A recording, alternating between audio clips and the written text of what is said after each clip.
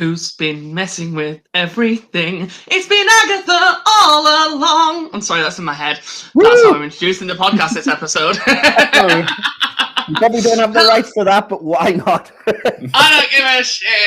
Hello, everybody. I hope you've seen WandaVision. This episode's going out a week after this is recorded, though, so it won't really be a spoiler by that point. Anyway, hello and welcome to episode 4 of series 2 of the Doctor Who Hit or Miss podcast. Woo. I am Andy. I am the co-host who is kind of taking the lead this episode for the first time. Second time. I think for the second time, but it just derailed, so Mike had to take over. He was like, fuck. I mean, I didn't take over that much last episode. I just did the intro, and then Mike handled all the rest. Yeah. But joining me this week, as always, is our brilliant main host, Mike. Hello, Mike.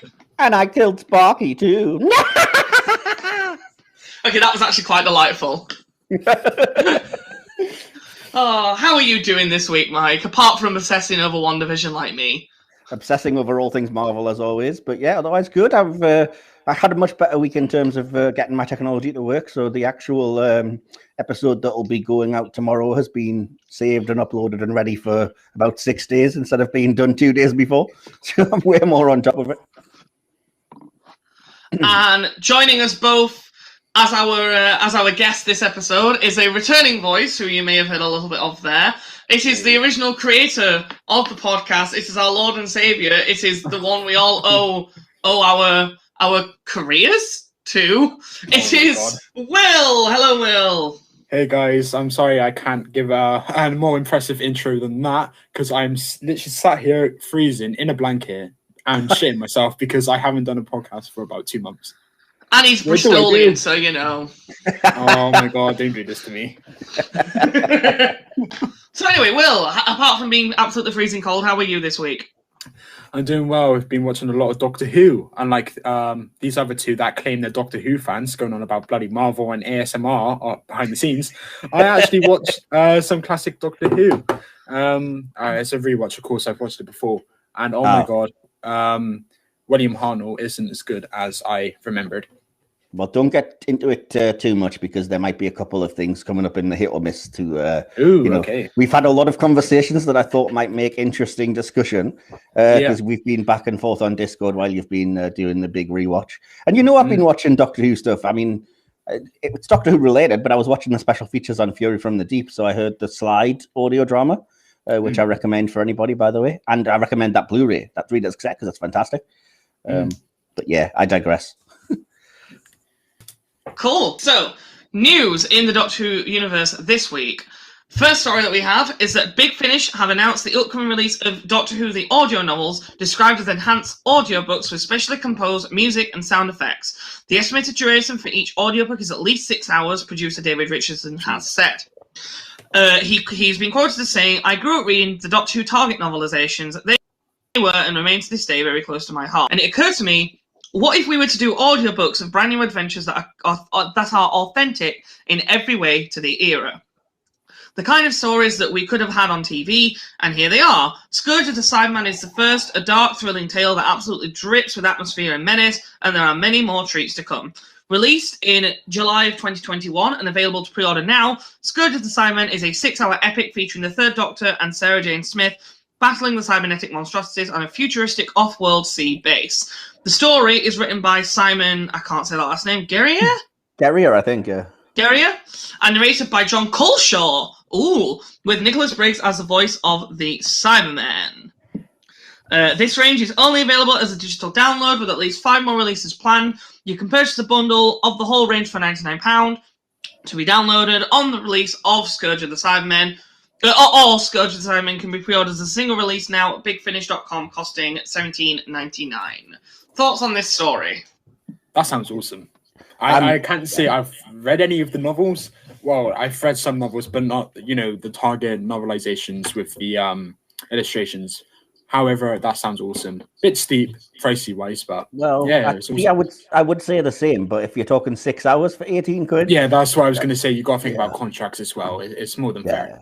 Yeah, no, I would say the same. Ordinarily, I would be like, well, that's a lot of money and it's a bit steep. But given that Big Finish usually charge 12 quid for an hour, 18 quid for a 6-hour thing sounds really good. Yeah, it's pretty good value for money compared to a lot of Big Finish stuff. And as you alluded to, I think John Culshaw is really good as the narrator because it's not going to get boring. I assume there'll be like impressions of the characters. Yes, I hope so, because his impressions are always really good. He does a really good third Doctor, actually, and that was the other thing that I was excited about, is that obviously the third Doctor never faced the Cybermen. So as a lead out of this range, I'm really excited to hear that now. One thing that I really love about the audio sort of world, and also the novelization world of Doctor Who, is it allows stories to be told within the universe that maybe couldn't be told on screen due to budget constraints. Yeah, exactly. Yeah, I really like that you can really you can really go all out with the scope because you don't have to really worry about having to afford all the effects and stuff. Yeah, exactly.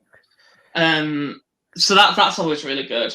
I don't think I've actually heard John Culshaw's third Doctor impression. I've heard his fourth Doctor, which is also great. His fourth Doctor is pitch perfect. His third Doctor isn't as good, but it's really if you suspend your disbelief, you can be right. I get what you're doing. He does a really good Brigadier as well, weirdly enough. So I don't know if he's going to be in the story because is John Culshaw the man who played the fourth Doctor in Jacob Dudman's version of the Curator scene?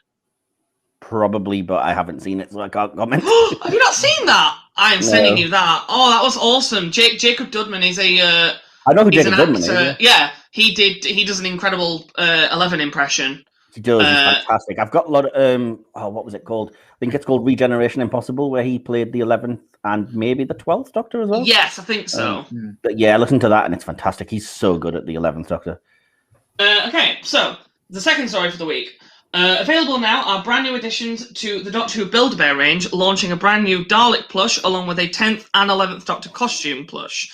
The 11th Doctor set features Matt Smith's Doctor's iconic three-piece costume. The 10th Doctor set contains David Tennant's 10th Doctor suit, trousers, glasses and trainers. Both come with a sonic screwdriver wristy that makes sound when pressed, and the new Dalek plush will keep your furry friend on its toes, a perfect evil companion for fans and collectors alike. The new additions join the 13th Doctor set, released last year, featuring Jodie's striped top and braces. The Doctor Who bears feature brand new blue paw pads. That's a alliteration struggle there, and a blue heart on their chest. The Dalek plush and the 10th and 11th Doctor costumes will be available in the UK and the US and can be bought exclusively online from the 19th of September. So, as of day recording, as of yesterday. At the Build-A-Bear website. Guys, thoughts on this? I'm going to have to be muted for 2 seconds while I go and plug the laptop charger in because Phil forgot to do that. So go on then, Will. You can go first if you like. I'm looking at it now. It looks awesome. I think, I'm actually debating which one looks better, the David Tennant one or the Matt Smith one. Yeah. I'd actually go for the David Tennant one because I think the screwdriver Matt Smith screwdriver is better. You may disagree with that, but then as a toy, it looks like the David Tennant one's got a bit of a... terminology here, but a bottom. The sonic screwdriver has a bottom, and the Matt Smith one's just very flat. If you get what I mean. If you look at the picture, I mean, they don't look fantastic anyway because they're obviously just like plushy. You know, they're for what they are, they look pretty good. They're good in terms of like being a Build-A-Bear version, I guess, of a screwdriver. But yeah, no, it's cool that they do that to include it. I mean. I didn't include the prices on the list I sent to Andy because I couldn't find them at first. But the prices, I'll be honest, are really steep. It's like 45 quid for just the... Jesus Christ! Yeah, tell me about just that's the 11th or... I mean, that's the bear and the costume for 10 or 11. Still. 20 quid, I could understand that, but not 45. That's still very pricey. I think the costume's 25 if you've already got the bear to sort of dress up. But the Dalek plushie is 10 quid, which is way more reasonable. So that's very reasonable considering it's the worst thing there. I wouldn't say it's the worst thing. It looks awful. Oh, I don't mind it. It's a plushy Dalek. What do you want? Fair enough. Yeah, true. Anyway, and then on to the third story and the final official story we have at the moment anyway, is that now available for pre-order are the Heroes Collection Doctor Who figurine Hero Collectors Doctor Who figurine collection has revealed a special 3-figure set from Revolution of the Daleks, which people were asking for. The set will consist of the 13th Doctor and Captain Jack Harkness in their prison attire, along with a black defense drone model Dalek, It also includes a 20-page magazine looking at the companions' development in the show with behind-the-scenes info on the related story's production. The set will release in June of this year, costing about £29.99, or you can pre-order now at shop.eaglemoss.com. Wow. The top half, it looks like it's built by a different person. The bottom half looks clapped. The top half looks fantastic. Oh. Me and Mike had some discussions on these figures yesterday. We did, yeah. I think we both kind of agreed that the Dalek looks cool as hell. Yeah. And 13 looks passable, I would say at the best. Really, and Jack looks awful. Yeah, Captain Jack looks nothing like John Barrow. Has he had work done? Exactly, yeah. But I said to Andy yesterday, so sorry to repeat myself for you, Andy, but I was saying on the conversation we had that I don't know if they ever really do people all that well in this range, because it's got to be, like, it's quite small and it's hand painted, so they never quite get the likenesses right for me. Not to sound like super critical, because I've actually got the 11th and 12th Doctor ones, so can't complain that much. But I was, as I was saying to Andy, the Daleks and Cybermen and the monsters and stuff are kind of much cooler. And I'm annoyed in a way that I wish they'd released the defense drone Dalek separately, because I'm not going to pay 30 quid to get all three just to get the Dalek, but I would have paid the 10 potentially just for the defense drone Dalek model. Yeah, I don't even really collect figures. I mentioned this to you again as well, Weston, Mike. I don't really collect figures, but that Dalek looks freaking awesome. It's just annoying that you have to. At least for me personally, it's kind of annoying that if you wanted that, you'd have to pay 30 quid and then get two figures that, at least in my opinion, are not very good. Yeah, they're not even like, oh, well, you know. It's handcrafted, right? Yeah, they're handcrafted, hand-painted and everything, and they're I think they're lead. They're quite heavy material anyway. I can understand that because the paintwork on the Dalek defense drone at the bottom doesn't look good, but I can allow it if it's just, not machine-made. That's what you get, yeah, because it's hand-painted, so you're always going to...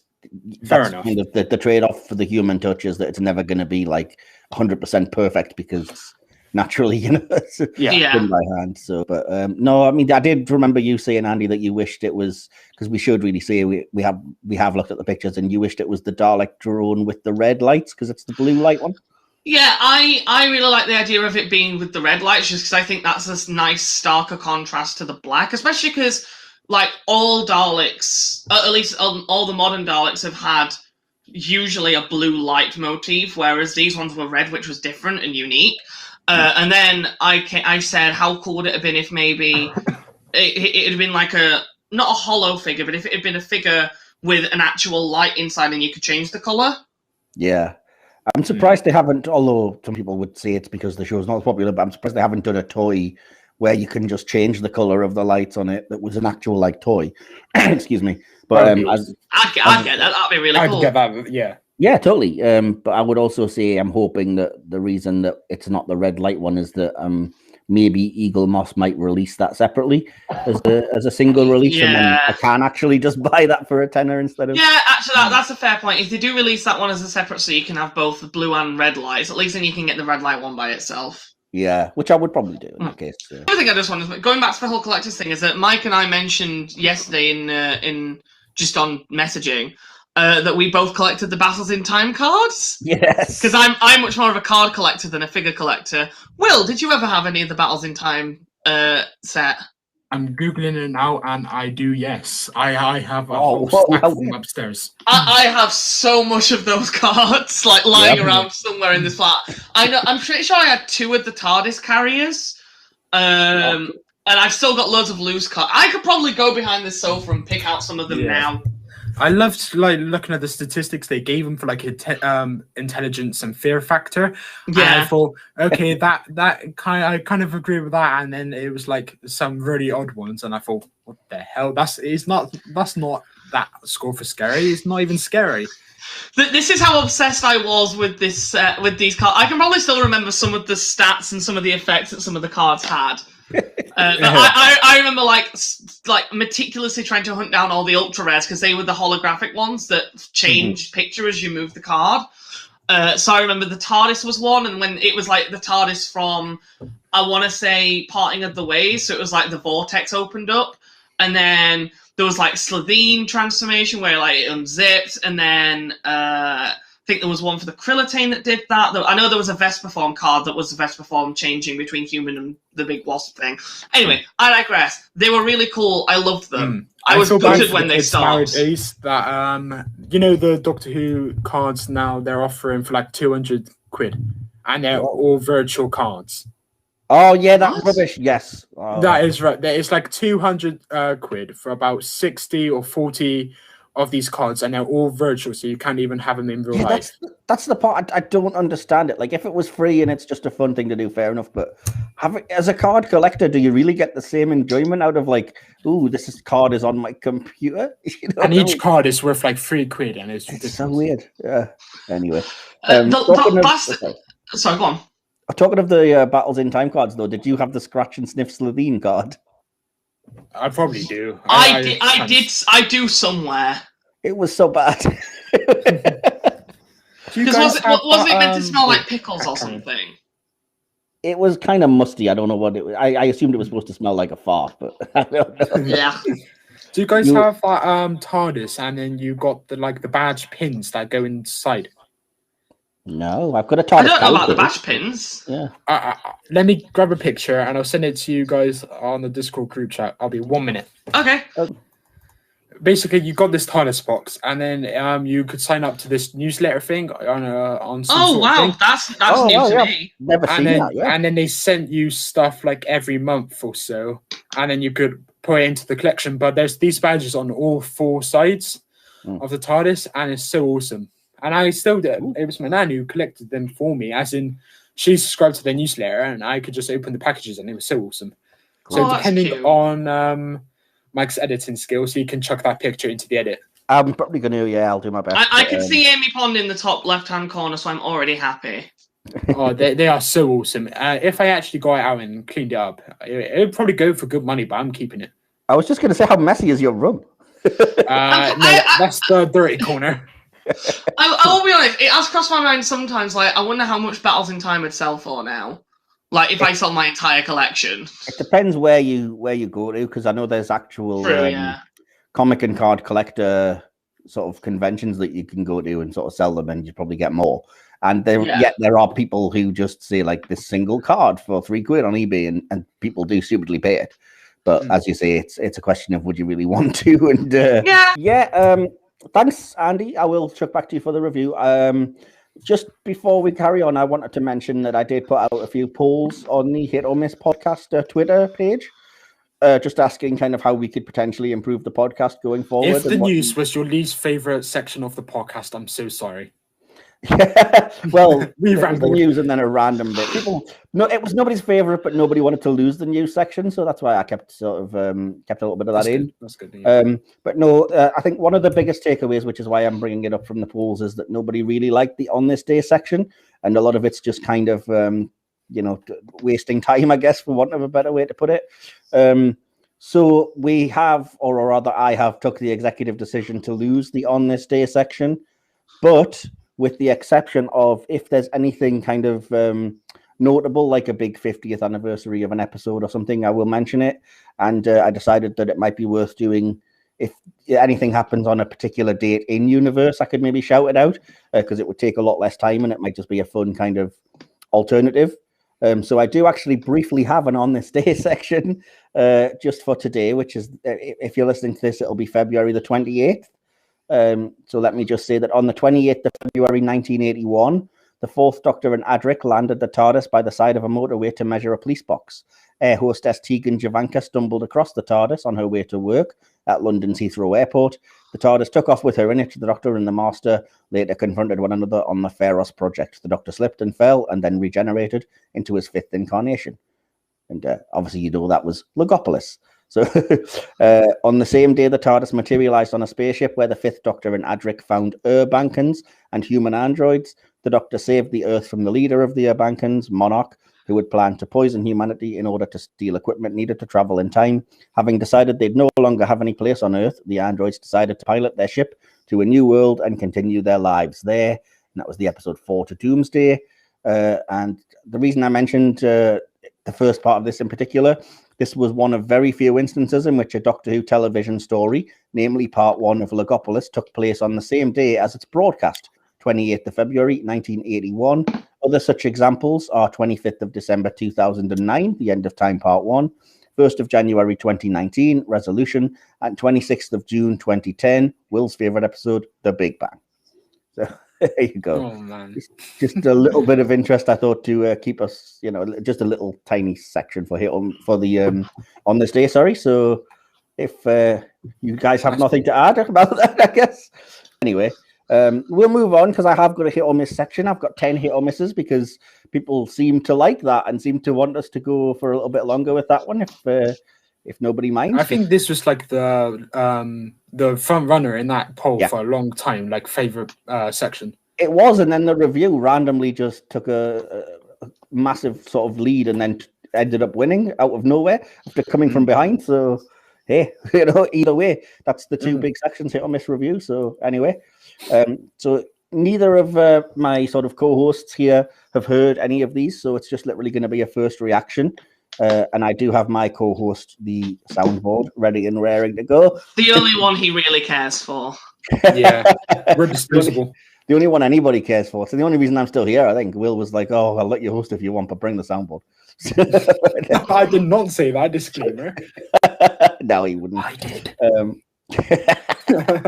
So, well, how shall we do this? Because technically, there's not really. I mean, we're all kind of hosts, so.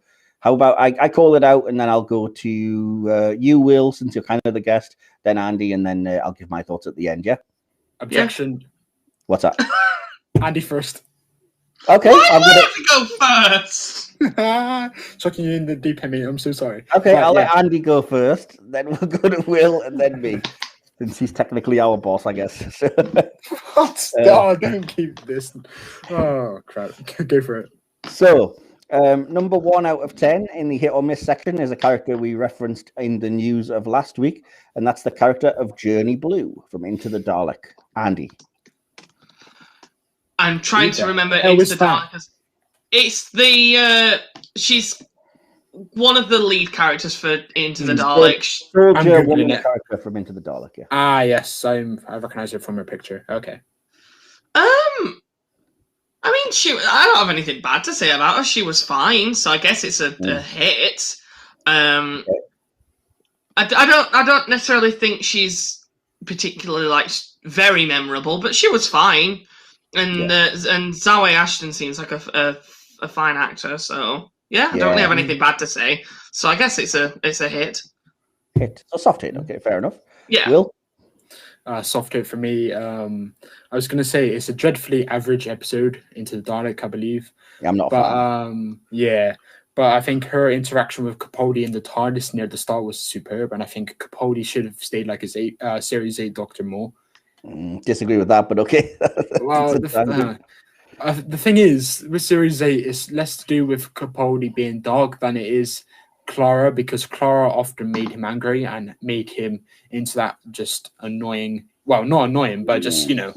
I don't agree with that. I think he was deliberately prickly and unlikable and a bit of a dick, to be honest. And I don't think it was always Clara, but no. Maybe Danny as well. I don't know. But anyway, back to this character. Dreadfully average episode. She was okay. But again, like Andrew, nothing really bad to say, so I can't exactly say miss. So a soft hit, I guess. Okay, fair enough. And I will say, well, yes, tick. Okay, I don't know if you could hear that because my volume was low. I'll try again. Well, yes, tick. Yeah, That's the difference. Yeah, I know. I'm much on the same page as you guys. I think she's one of the better parts of an episode that I didn't really like, and I liked the kind of it gave you the chance for the conflict of the Doctor not liking traveling with soldiers and stuff. And as you say, Zawe Ashton is just a really good actress. So probably, maybe that's what elevated that character a little bit more. But yes, soft hit for me. Am I the only person who thinks Into the Dalek is fine? I mean, decent is fine, pretty much. Fine is what would you define as fine? I mean, I don't think it's a bad episode at all. I think it's enjoyable enough. I don't think there's anything particularly like what's the word? Particularly off-putting about it.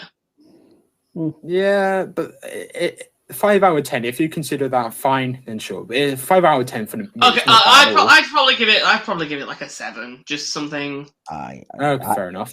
I'm gonna be the odd man out then, and I know that a lot of people love that episode. I'm one of the rare ones in that case that just hate it.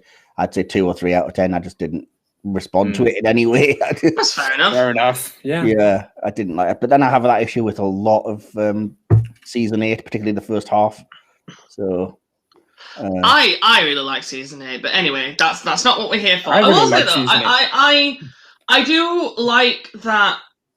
Series 8 has a lot of emphasis on soldiers and war, and I think that was because that series aired on the start of the centenary of World War One. So I think a lot of it was sort of a commemorative, a commentary, and almost like in memoriam of that. Because like obviously, sort of the finale is kind of all about that kind of that kind of thing. So I like that's sort of a big tie-in for that series. But anyway, that's just my 2 cents. I mean, listen, there's a cracking episode, and that's from Series 8, and that covers war, I guess, kind of. And I think Ocean, or whatever his name was, Awesome Pink. Yeah. He's actually a pretty damn good character. Well, Listen isn't on our list for this week, but maybe in future weeks. 10 out of 10. I'm probably going to chuck that in, I think, when you come back. We'll maybe on the hit or miss section. Try and remind me, because I may forget. Okay. But yeah, so that was Journey Blue. We've all kind of said soft hit. Number 2 on the list for this week is the episode The Censorites, if you've seen it. Andy? Give me 2 seconds. I don't think I've seen The Censorites. Okay, it is the First Doctor. Yeah. No, I don't think I've ever seen the Censorites. I do apologise. I know what they are because I could still picture them in my mind as you said it, so I definitely know what they are. I just don't think I've seen it. Okay, fair enough. Well, then that's fair enough. We'll just take me and Will's opinion. Will, do you want to go? I really like this episode. The serial technically. When I say serial, I always think people think I'm talking about cornflakes, but no. I just say story. Yeah, story, serial. Same thing. Yeah, I know what you mean. Well, I think it's a really good story about corruption and governments and politics and maybe like alien life from the perspective of the aliens. It's like the humans are very much so the dominant force in that episode. And then you have the one character that's kind of against it. And I think that considering Classic Who was very politically charged, I think it covers some very subtle themes, and I really love that. And I gave it a 4 out of 5, 8 out of 10. Really enjoy it. Fine, okay. So, and I will say hit. Well, yes, tick. For me, I think I'm slightly softer on it than you will. I think it's a good enough episode. On a pass-fail, I would definitely give it a pass. But it's not for me super memorable, and it has some moments of just extreme silliness, like the Sensorite floating in space, just lifting up to the kind of spaceship window is comedy gold. Oh, that's hilarious. Weird, but yeah, I do like the kind of. Although it is within itself ridiculous, I did kind of like the whole idea of, oh, you're the leader, you've got the sash, and then they can't tell each other apart and that, and it's interesting. If a little bit daft, but I would say, yeah, if I'm going to go hit or miss, I would still say hit. So, yeah, number 3 on the list for today is the character of Perry Brown. So, Andy, throwing it to you. Perry, hit or miss? That's the 6th Doctor companion, right? That is Nicola Bryant as Purple Gilliam or Perry Brown.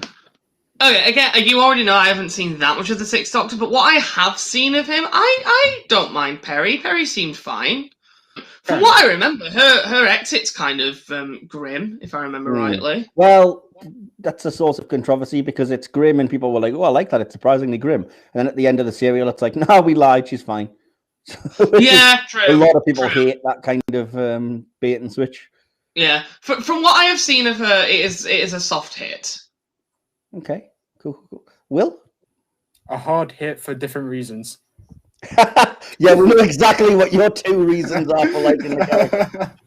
But no. Genuinely, she's a really good character. I think she's one of the highlights of that era.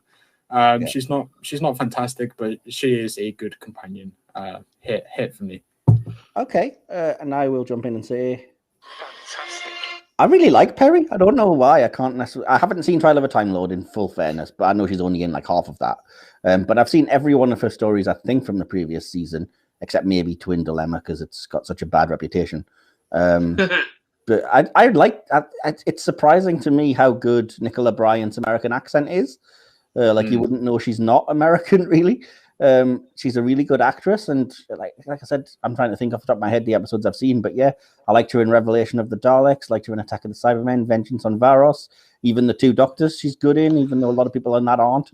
So yeah, for whatever reason, I've heard a couple of audios with her in that are really good, the Big Finish stuff. So I think I would say she's up there as one of my A plus tier companions probably. So I think I'm probably again hotter on her than most people. So but there we go. So right, so that's 3 hits for Perry, I would say anyway. As I say, me probably a bit more than you two, but there we go. Number 4 is a writer director, if you know them, hopefully, and that is Barry Letts. So Andy, do you need me to refresh you on who that is, and would you say hit or miss? I'm just double checking who it is so I know for certain. Well, yeah, rubbish at this. He was kind of the showrunner for the Third Doctor's era. Oh yeah, he was Sean Pertwee, wasn't he? He was. Yeah, and he wrote a lot of certainly politically charged stories and socially conscious stories, and did a bit of directing, I think, in that era and beforehand as well. I think he may have directed. In fact, yeah, no, he did direct Enemy of the World as well. I mean, I liked pretty much everything of the Third Doctor that I've watched, and I've seen a fair bit of the Third Doctor. So overall, I'm probably gonna have to give him a hit based on that, just because I really like John Pertwee's tenure as the Doctor. Yep. And he said he did a lot of the more politically charged ones. Did he do the Green Death then as well? Yes. Because I think I told you I recently watched the Green Death and I loved that. I was just going to mention the Green Death. Absolutely, 100%. I loved the Green Death. So yeah, hit. Yeah, awesome. Will? The man who wrote Inferno. I believe he wasn't given a credit, but oh my god, Inferno is incredible. He's one of the game-changing writers and producers and whatnot in Doctor Who. It's a huge hit. I haven't seen some of his stories. I haven't seen Enemy of the World, I don't believe. But even I think he did the Auton one, and I think what was the name? Which Auton? You're talking Spearhead from Space or Terror of the Autons? Terror of the Autons. I do like that one as well. So yeah, big hit. Influential. Awesome. Cool. It was really weird because I didn't even realize until I was watching it recently, because I bought the DVD, that his first credit was directing on The Enemy of the World.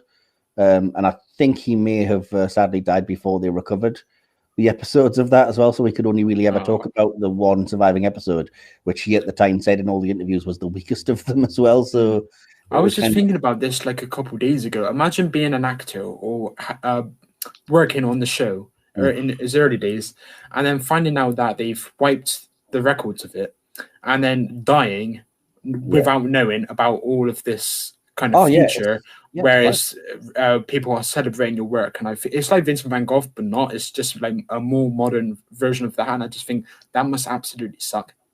It would be, but at the same time, hopefully they're somewhere knowing that we're enjoying their work. And I will say credit to the people that are making the animated reconstructions and stuff, or when they do find the episodes, that they will bring in people that have starred in them that can finally sort of say, wow, it's amazing we've recovered this episode. I'm just reading about him now. He did a lot of episodes that seem to be very, very good. He's game changing. He's got so many credits. We're talking Barry Letts again here. Yeah. Did you want to shout out any in particular if you've got the list up that you want to mention? I mean, The Green Death for starters, Planet of the Spiders, Terror of the Autons. From what I remember, the Demons, how you want to pronounce it, that one was pretty good, if I remember rightly. It's been a while since I've seen that one. Don't start me and Mike on the pronunciation game. We're not talking about Kinder. To be honest, nowadays Inferno, he did Inferno as well. Yeah, I'm just reading as well. Apparently, Waters of Mars was dedicated in his memory, so that was really nice. Yes, it was. Oh, that must have been when he died, and it was in the year that was released. Yeah, it was in 2009. Oh, so it was before we recovered Enemy of the World. He died on the 9th of October 2009. Yeah. So it was like just before Waters of Mars aired. Damn. Yeah. His last recollection of Doctor Who was Planet of the Bloody Dead. There's nothing wrong with that story. Yeah, that's fine. Oh God, no. Moving on, I will say about Barry Letts. Absolutely fantastic. I can't say enough good things. He's one of my favorite sort of behind the scenes contributors. His tenure as showrunner, I know that he did a lot of sort of uncredited work and stuff. He had to step in on Inferno when the original director fell ill. So I think he directed 2 episodes uncredited because you weren't technically allowed to be kind of a showrunner and director at that time. So he had to do it without credit. And I love Inferno. I was just reading about it. I think they offered to ask him to be the showrunner, and he said only if he could keep directing, or it might be an executive producer, and he said only if he could keep directing. So that was like a term of a contract that they had to agree to for him to stay on. Yeah, cool. But cool. yeah, I love all of his stories that he wrote are good, and he very much had a social conscience. If you've ever heard, like I said, the behind the scenes documentaries or the commentaries on his DVDs, he's one of the nicest and most sort of moral people I think I've ever heard talk. And I just love that era. And I think him paired with Terrence Dicks as the what's the word, script editor they call it, who's done a lot of rewriting. Yeah. I think those two together are a absolute dream team. Oh yeah.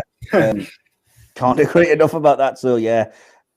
Barry Letts, I don't think there's a dull story or a duff one amongst the ones he wrote or even directed. And arguably responsible for the show still being around, because the format change to the Third Doctor's era could easily have killed the show when you're taking a huge amount of what makes it special away, when you're like, well, you're not traveling in space, we're cutting your budget, and yeah, he made it work really well. So fantastic. I think we all agree that's pretty high up on our hit. Yeah. A damn big hit, yeah. Yeah, awesome.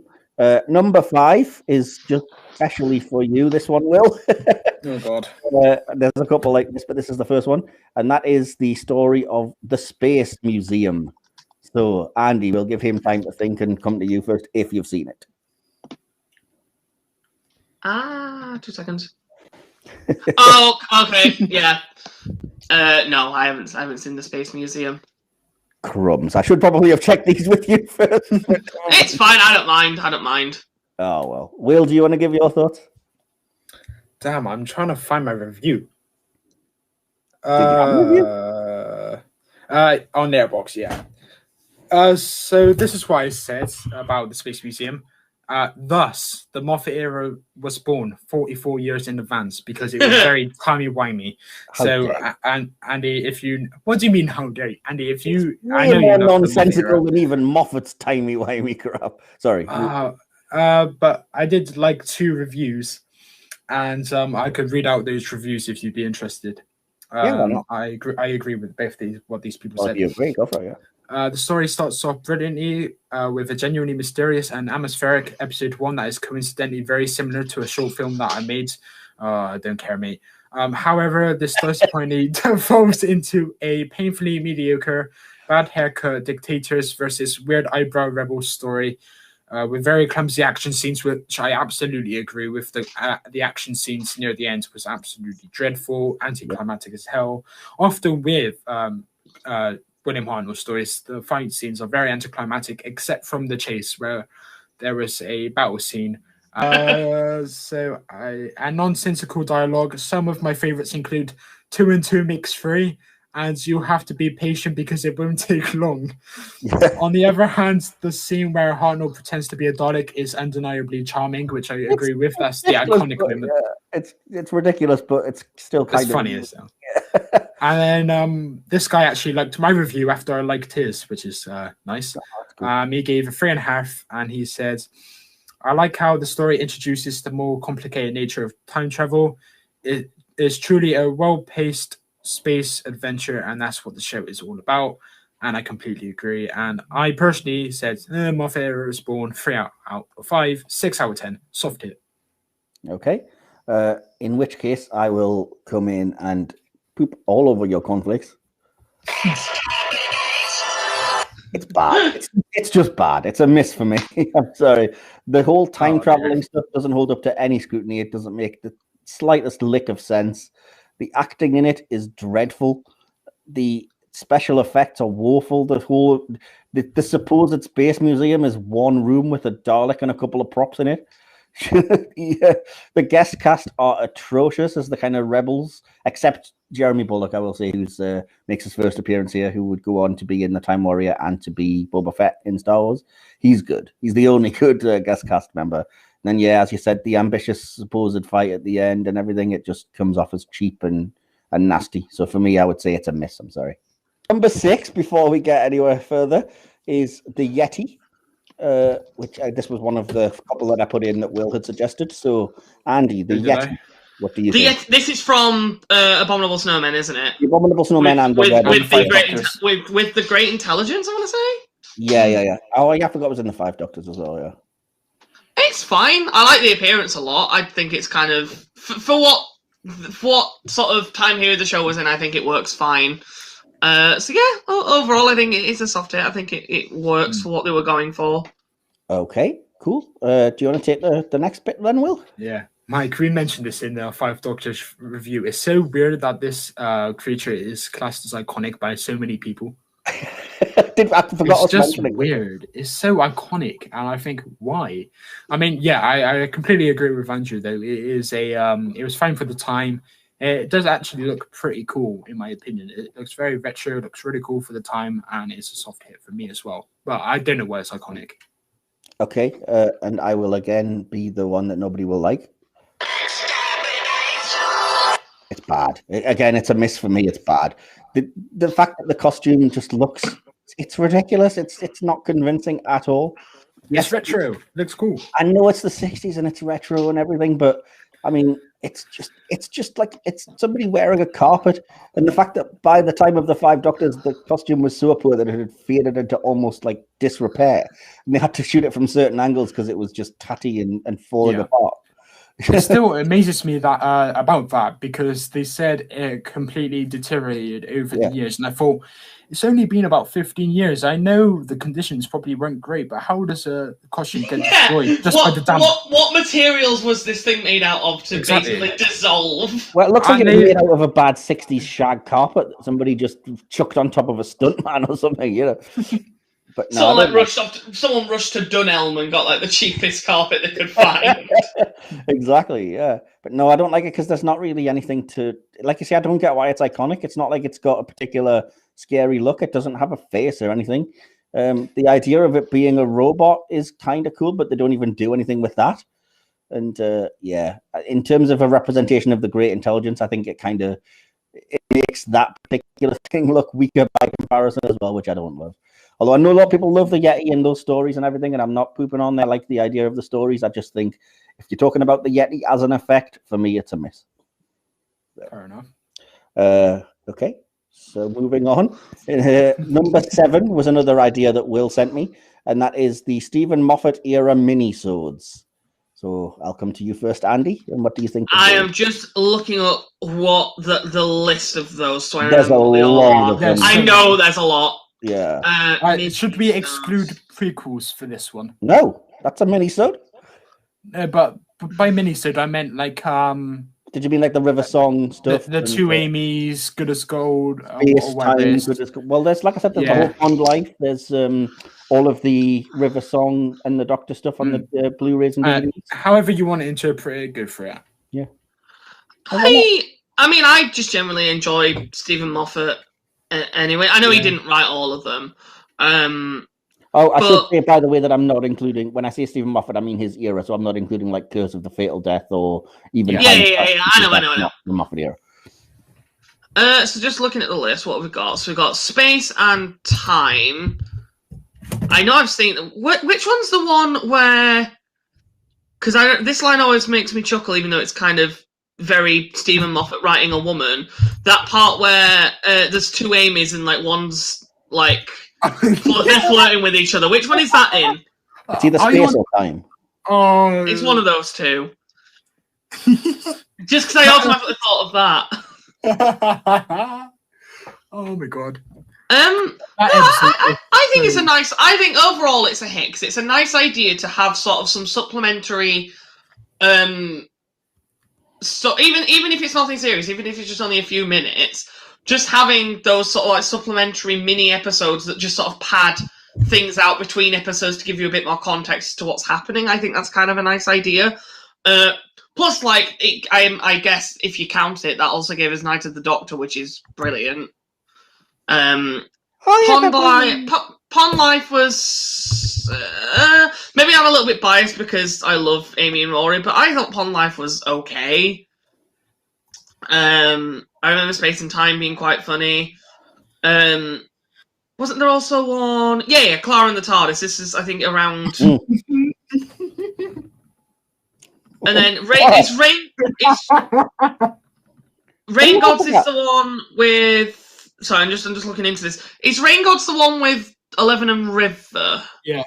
Yeah. Okay. Yeah. Overall, I'd give it a hit. It's nice to have that sort of extra bit of padding to a story. It gives you a little bit more. Just gives you more with those characters and sort of gives you more of their dynamic and just some yeah, I like it. I like the idea. Plus, it also adds to this whole feel of that the Doctor has more adventures than we ever see, if that makes sense, because they always make references to adventures that happened not on screen. So it's kind of nice to see some of that sort of seep into the main show a little bit. Cool. Did I pass to you? No, we'll get your thoughts, I think, next. What, now? Yes, please. Oh, God. I was laughing at the way Moffat writes his characters. Holy crap. It just reminded me of all the controversial moments from his era when it comes to writing women. Yeah. And holy crap. But then the two lines stand out for me. The one in the Amy one where she flirts with herself. I think it's that one, or it may be a prequel. And it's basically Rory is underneath the glass, and then the Doctor and Ace. Oh God, yeah. And then he says, "My wife, her skirt, your glass floor." And the reaction from Matt Smith, like, "Ooh, Rory." And then I thought, oh, it was funny as hell, in my opinion. I want to sing Moffat's praises for his ability of writing Doctor Who, but yeah, it's kind of hard to defend him sometimes when it comes to stuff like that. Yeah. And then also the one with Clara, the Clara in the TARDIS, and all the lines about the former female companions about. And she was talking about Amy, and she said, "Oh my God, that woman is made of legs," and I cracked up dying at that line. And also, we've got a share a bed line from Clara. I just saw in the private chat Mike just saying "ood" on the shitter. Was that in Pond Life? Yes, but I should just say that I've double checked, and that wasn't written by Moffat. It was written by Chris Chibnall. It was Chris Chibnall, yeah. Yeah. So yeah, Moffat. It's weird because I actually saw a tweet quite recently, and it was like the redesign of the Silurians, and I think I mentioned this before, and it's like this isn't a relationship that a normal woman would have, quote unquote. This is just the quote. This is just the relationship and the idealistic woman of a heterosexual writer of a white Doctor Who of a Doctor Who episode, and I completely agree. I was like, okay, yeah, I completely agree. It's like Stephen Moffat just chucking up his thoughts onto the characters, and I think it is undefendable. Yeah, I mean, you're getting a little off topic, so just to bring it back, in terms of the Moffat mini-swords specifically, what you see in the hit on me? Hit. Okay, cool. Okay, I will go with... Well, yes, tick. I will say it's just a yes tick. I don't particularly like Space and Time. I don't like Good as Gold at all. But I love all of the various sort of nights out with River and the Doctor that are on I think it's the Series 6 DVD Blu-ray. Yeah, they're really sweet. Just the various times that he's kind of broken her out of prison and the adventures they go on.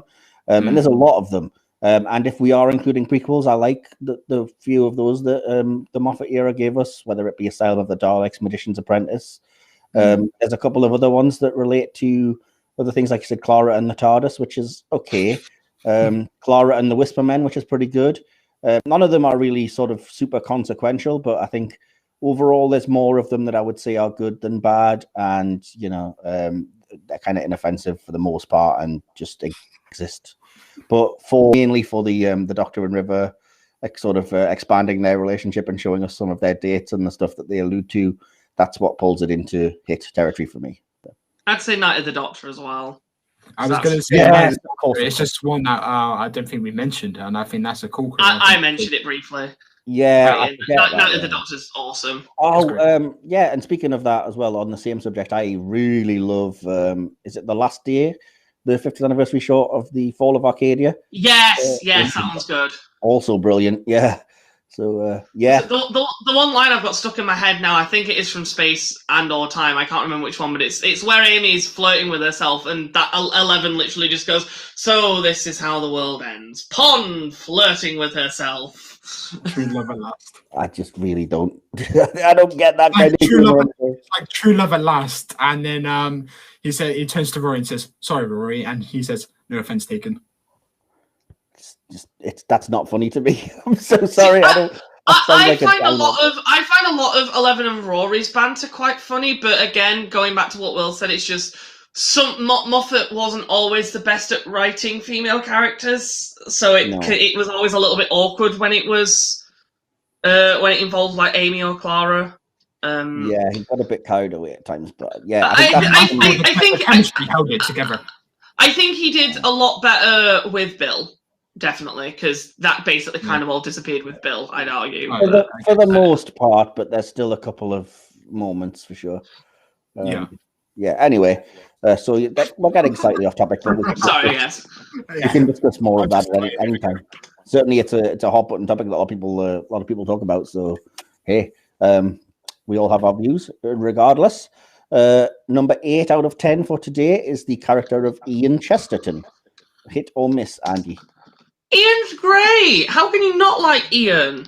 I didn't say Ian's I didn't. I was just putting him on the list. No, I just mean in general. How can you not like Ian? Ian's absolutely lovely, and him and Barbara's relationship. Because I know I've not seen all the first Doctor stuff, but I have seen a fair few, and Ian and Barbara are just so lovely together. And I love, I just love their dynamic, and you can tell they really love each other, and it's just so sweet. And I'd also argue, no offense to 20 Susan fans, I'd argue they were actually the better companions for the first series. Okay. But yeah, I like Ian a lot. I'd give him definitely a hit. I think he's lovely. And it's really nice seeing him and Barbara. Yeah, I think without saying whether I disagree or not, I would say that Carol Ann Ford probably agrees with you as well. That's why she kind of decided to leave, because she sort of felt Susan wasn't all that well served either. Anyway, Will, Ian Chesterton, hit, miss? Ian Chesterton, as a character, hit. As an actor, huge goddamn hit. I think his character, we spoke about yesterday, he kind of not derailed badly, but it was like it was stagnating in season 2 a lot, when he was absolutely fantastic in season 1 as they developed his characters. But I think they left at the right time. Yeah, fair enough. Ian and Barbara. But yeah. Okay, and I will jump in and say, absolutely fantastic. I really like the character. I think he's great. It's obvious that he's more or less carrying the show in a way that, obviously, not taking anything away from Hartnell, he's still the lead. He carries the show, but carrying the side of the show where you need the kind of brash action hero type character, because obviously Bill Hartnell's not going to be doing any of that, you know. So he was your kind of dashing romantic lead. He was your kind of action hero. He's in one of my favorite episodes, The Aztecs, where he kind of has a central part and really impressed me. I see where you're coming from, Will, and I certainly wouldn't mock the opinion, but I will say that I didn't think there was that much of a drop in quality between the 2 seasons. But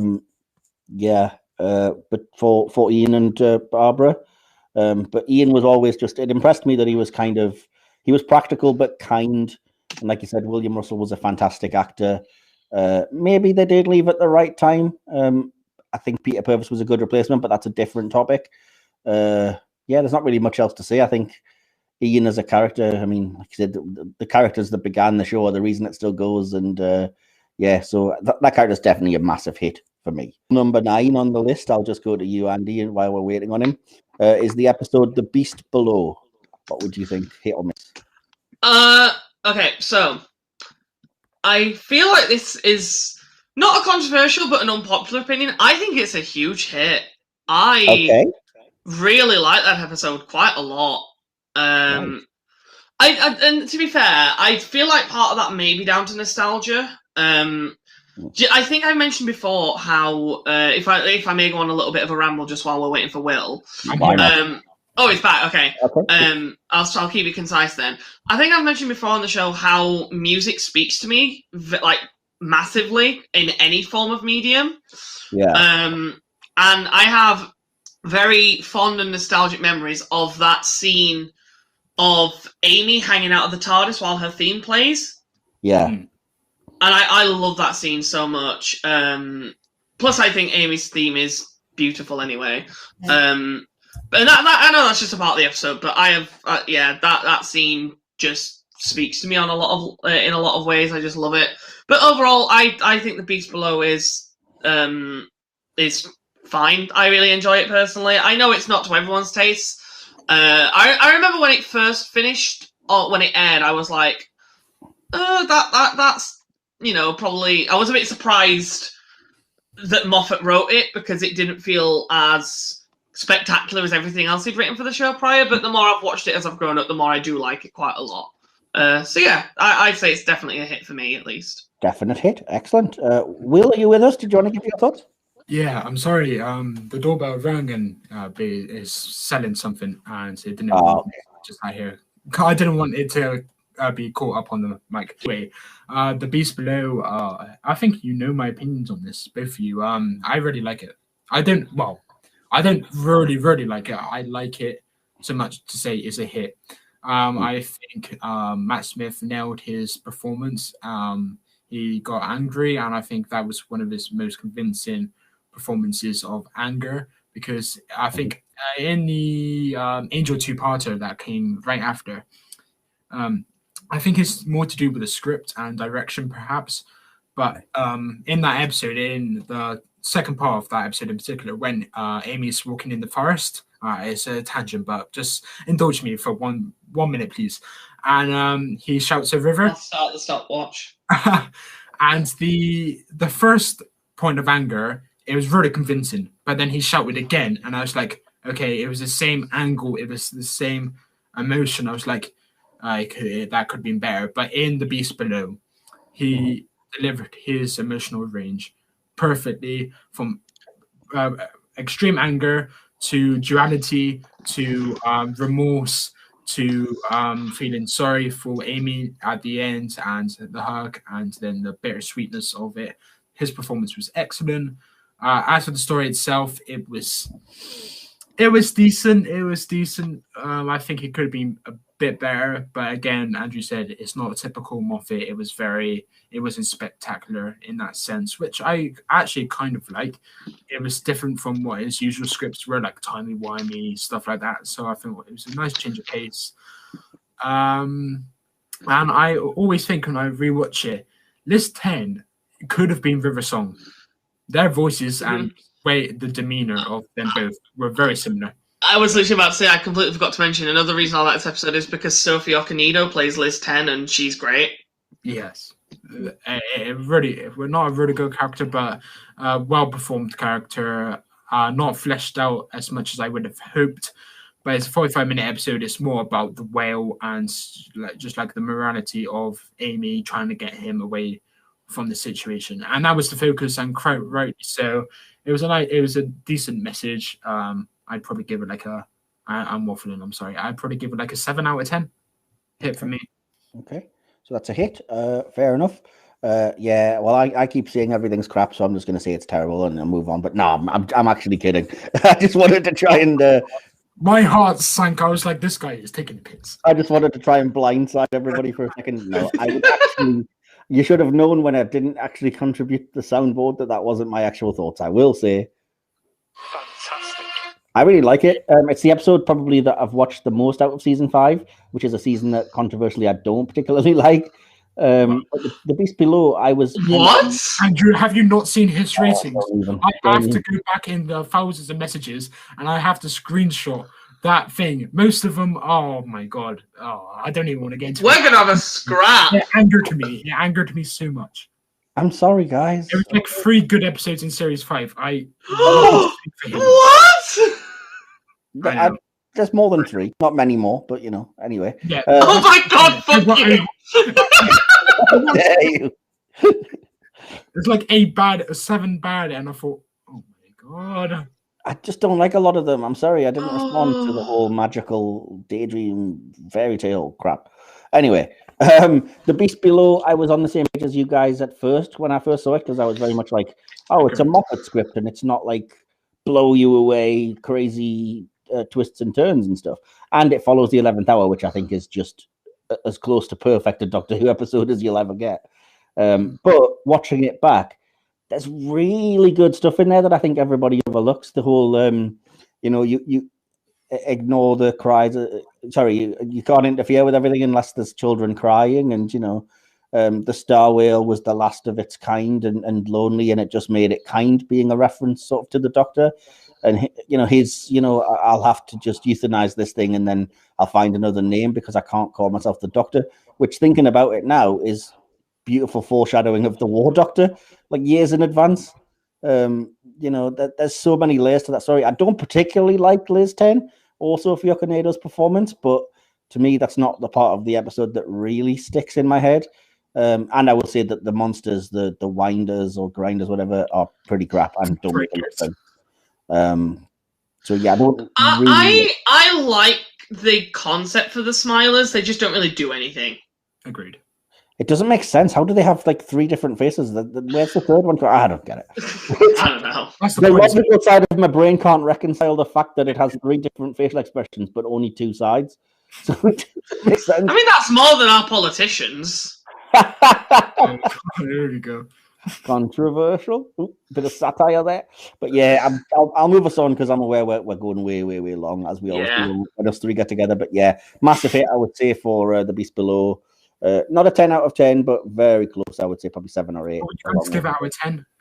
I just said 7 You said 7 or 8, didn't you, Mike? Yeah. And Andy? I'd also go between 7 or 8.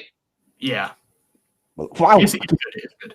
Actual agreement. So make the most of this. Everybody capture this moment because we're about to go the completely opposite way. When I say that we're on to number 10 in the hit or miss section, everybody brace yourself. It's the story, the web planet. So I am going to. I think I mentioned this the other week. I don't believe I've seen the web planet. However, I know what the Zarbi are because I believe there was something about them in the Battles in Time magazine, and I remember seeing the design and going, "Oh, okay." And this just kind of stuck with me for some reason. But anyway, I'm just going to sit back and let the punches fly. I'm going to grab some popcorn. Oh, you're not going to give an opinion? I can't really have one, really. You'll just have to be referee then. Ding, ding, and run. Entire essay planned out for this question. Will, what's your wrong opinion on this then? I'll read out my review, my strongly worded review.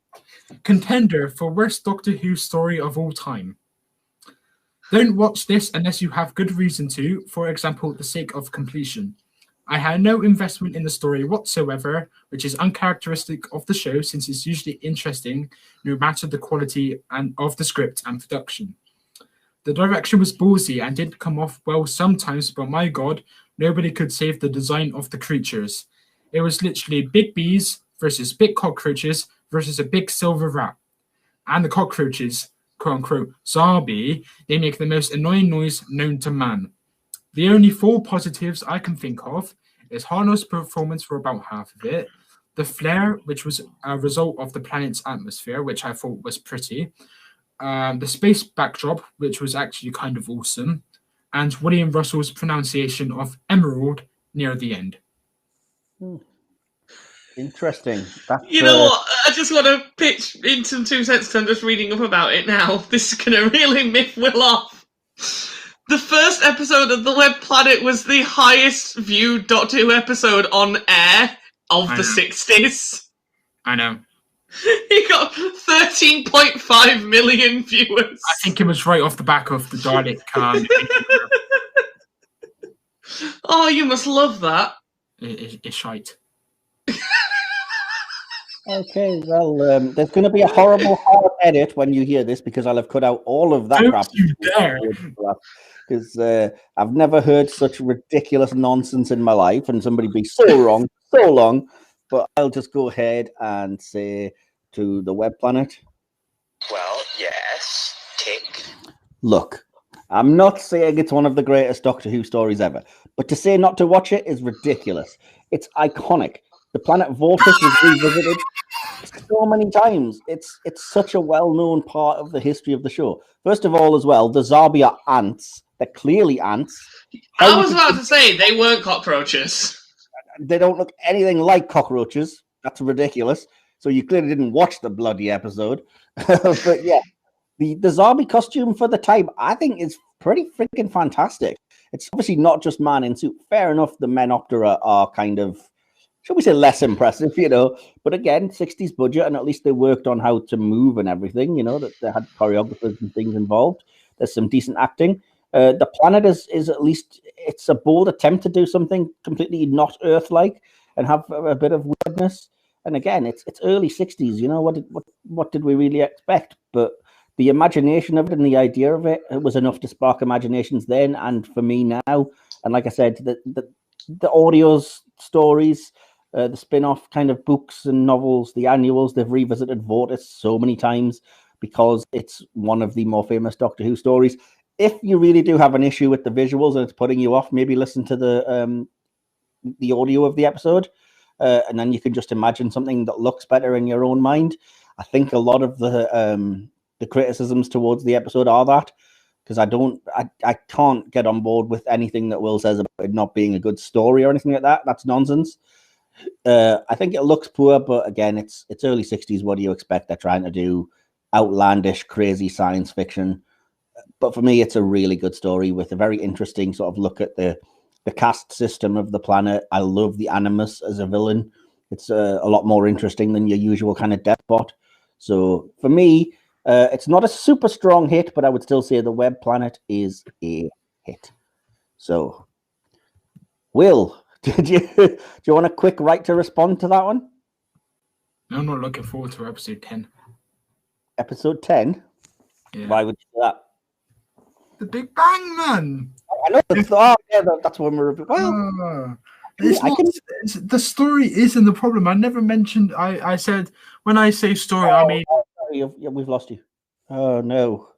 I guess I'll just have to go on my own. Oh, bless. Oh, that mute button is so handy. I hate you. That actually pissed me off. That annoyed me. I'm sorry, I couldn't resist. Go ahead. Oh, when I say story, I just mean the umbrella, the umbrella story. So all the episodes combined into the one. That's the story, not actually the story of the revolution, the battle, whatever. Not that kind of stuff. Mm-hmm. It's more the noise the Zarbi make. It made several episodes unbearable because it was. I was like, that's what ants do, dude. And again, that's not the story. That's one slight thing that it shouldn't really distract from the story. Oh, you have not watched the episode in years. I watched it recently, like a couple of months ago. It doesn't bother me that much, but even if it did, it's not part of the story as such. It doesn't take away from the story being told. You know what I mean? You've got to look at it as if it was a written piece or whatever, maybe even, you know, and look at it. What it's trying to do, what it's trying to tell you is a good story, in my opinion. But like I said, a lot of people just can't look past the surface level, I guess. Bless. Well, we're waiting on because he's had to nip for a wee, which we can't blame him because we've been here for far too long. I'm back. I apologize. Well, I think Will and I are still friends. You muted my mic when I was mid-flow. Yeah, it was funny though. I've decided I might not get to do it tonight because we have plans this evening. I am going to make an effort to watch the Web Planet this week, and then I will come back to you and let you know what I think. In the next episode, and then I'm really intrigued. Don't judge it on appearance. Okay, because it does look. I'm not going to do a will. I'm gonna actually give it a fair shot. I'm gonna go in with an open mind and see what I think. Oh God! The thing is, this is redundant. This argument is redundant if he comes back in episode 5 and says it's dreadful. So I don't care about this. I'll be the deciding vote. I'll go and watch it, and I'll let you know what I think. I'll either message you both, probably, or I'll bring it up in the next episode of the podcast. Michael, please bring it up in the next episode. I want to hear his raw opinion, not in messages. Just do on that episode. I really want to know. I really want to hear. I'll do a rare revisit where I'll bring the web planet up in the hit or miss, and we can get the saga of the web planet.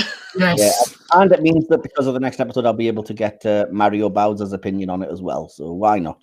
We'll bring it up back in time. I have no idea. I can't remember. Anyway, I think that's hit or miss done. That is hit or miss done. So now we're finally onto the review of the episode, which, if you guys haven't seen it on social media, today we are reviewing Asylum of the Daleks. The first episode of Series 7 of the Revival. Any brief thoughts before we get into the details, guys? If you guys wanted a calm episode, it's not going to get much better. And I'm other listeners here. If you were expecting a calm episode, it won't get much better because I'm aware of Mike's reevaluation of this episode. I don't know much, but I know it's he's warned me. I didn't give you too much. I didn't want to sort of spoil the episode recording. Oh, no. I'm worried this is going to get heated. No, not at all. Not at all. I think we're serious. It's going to be quite calm. I would not be at all surprised if we all come to almost the exact same conclusion, but that's perhaps a little spoilery. I've got a little sort of the usual tag before we start, if you want. Yeah, go ahead. Give us your tag. Yeah, go ahead. I'll start and say that I always write this before rewatching the episodes, just to clarify for future reference as well. So what I said about this was a story that hit me at a good time. It aired on my 30th birthday. It did, the actual day, and seemed like a gift to me. New Doctor Who at last, with Daleks, nerdy references, a great TARDIS team, and a surprise early appearance by the next companion, setting up an intriguing mystery. And that was my brief thoughts before watching, or rewatching. It did it. Okay, it aired on the 1st of September. Okay, so I now know your birthday. That's 30th birthday, I just said. Add an extra 0 onto that. Anyway, I'm sorry. I'll mute you again, so. Kick him. Kick the fucker. Dude, don't be that's too far, Andy. Come on. Am I still here? Have I been muted? No, you're here. I haven't put you on timeout yet. Don't worry. I love it yet. But depending how heated it gets, we'll put you on the naughty step for 10 minutes. Oh, man. Did you have a little log line type thing, Will, for the review? I said Asylum of the Daleks is an explosive, eerie opener that spends perhaps a little too much time setting things up, but eventually gets going and shifts straight into top gear. Okay. And Andy, did you have one? Or I find this a short little summary. Cool. I had a very short thing. I just put an enjoyable episode. The hype it built up for itself, but enjoyable nonetheless. Okay, great. So, Andy, it's your review to take the lead on. So, yes, I'm taking the lead. Okay, so on to you. This is the first time I've done this, so bear with me. I'll try. Well, you've got what? I didn't hear that. What was that? Correct me if I misheard that. Did you just say because I'm the one leading the review that I now have a massive erection? Yes. Because that's what I heard. Yes. I'll mute him. Andy. No! I don't know what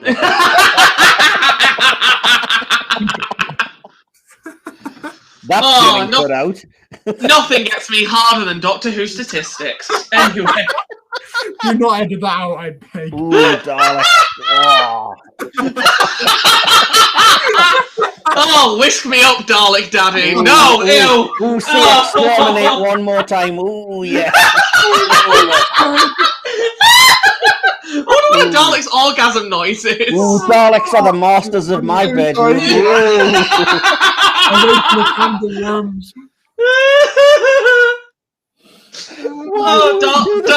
Daleks are the masters of girth. That's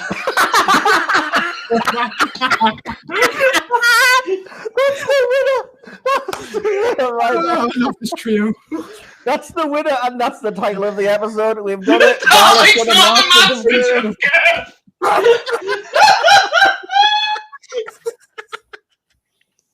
Oh, my throat hurts. Stop. Don't tone it down. My throat does not hurt for the reason. Oh, Will, your sound went a little low there. Apologies. It's because I went really close up to the mic. I love when a ridiculous joke I make lands so well. We didn't even talk about the episode, but there you go. That's the end of the review. That's the hashtag for this episode. Daleks are the masters of girth. No, that's the title of the episode. Jesus Christ. Anyway. The title of the episode is going to be Daleks are the masters of girth. The hashtag is going to be horny for Daleks. Sorry, go ahead, Will. We're checking if you're. Can you guys hear me? Yeah. You can, yeah.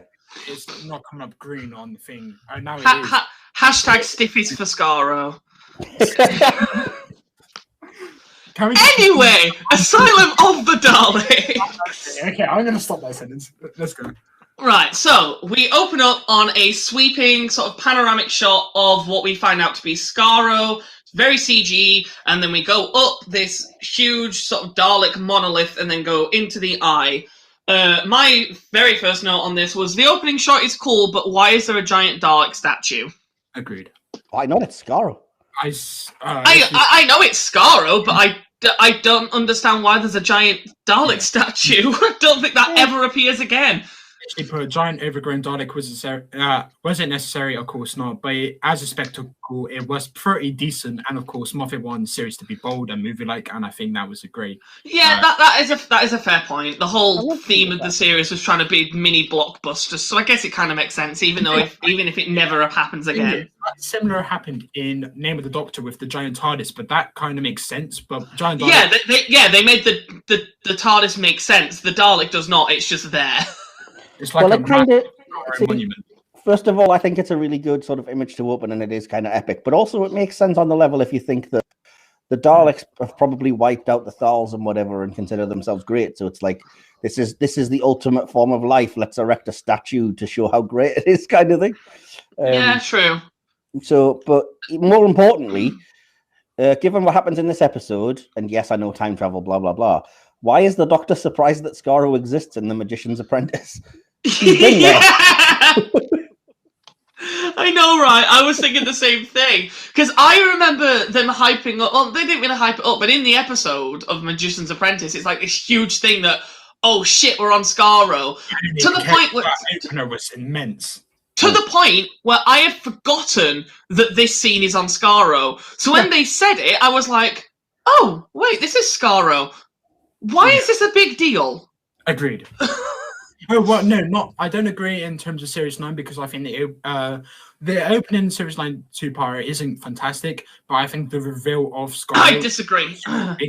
I do too, but that's a different subject. Do you guys agree with it? Do you guys think it's great? I love it. Yeah, it's my favourite modern Dalek story. Fair enough. It's probably like an 8 out of 10 for me. It's very good. Okay. But yeah, I agree with that. That Series 7, why did it have to open with Scaro? Why did they open with Scaro but not make a bit of a meal about it? Why was it not focus on Scaro instead of a bus in England? Well, because it's a way more epic opening, and I get that. And that's the point. I get going for the epicness. I just kind of wish they made sense of why there's a giant Dalek monolith. Well, we're getting hooked up on the most slightest. Exactly. Anyway, so we go into a meeting between the Doctor and I cannot remember this character's name for the life of me. I really do apologize. Darla von Skarsen or something along those. Thank you.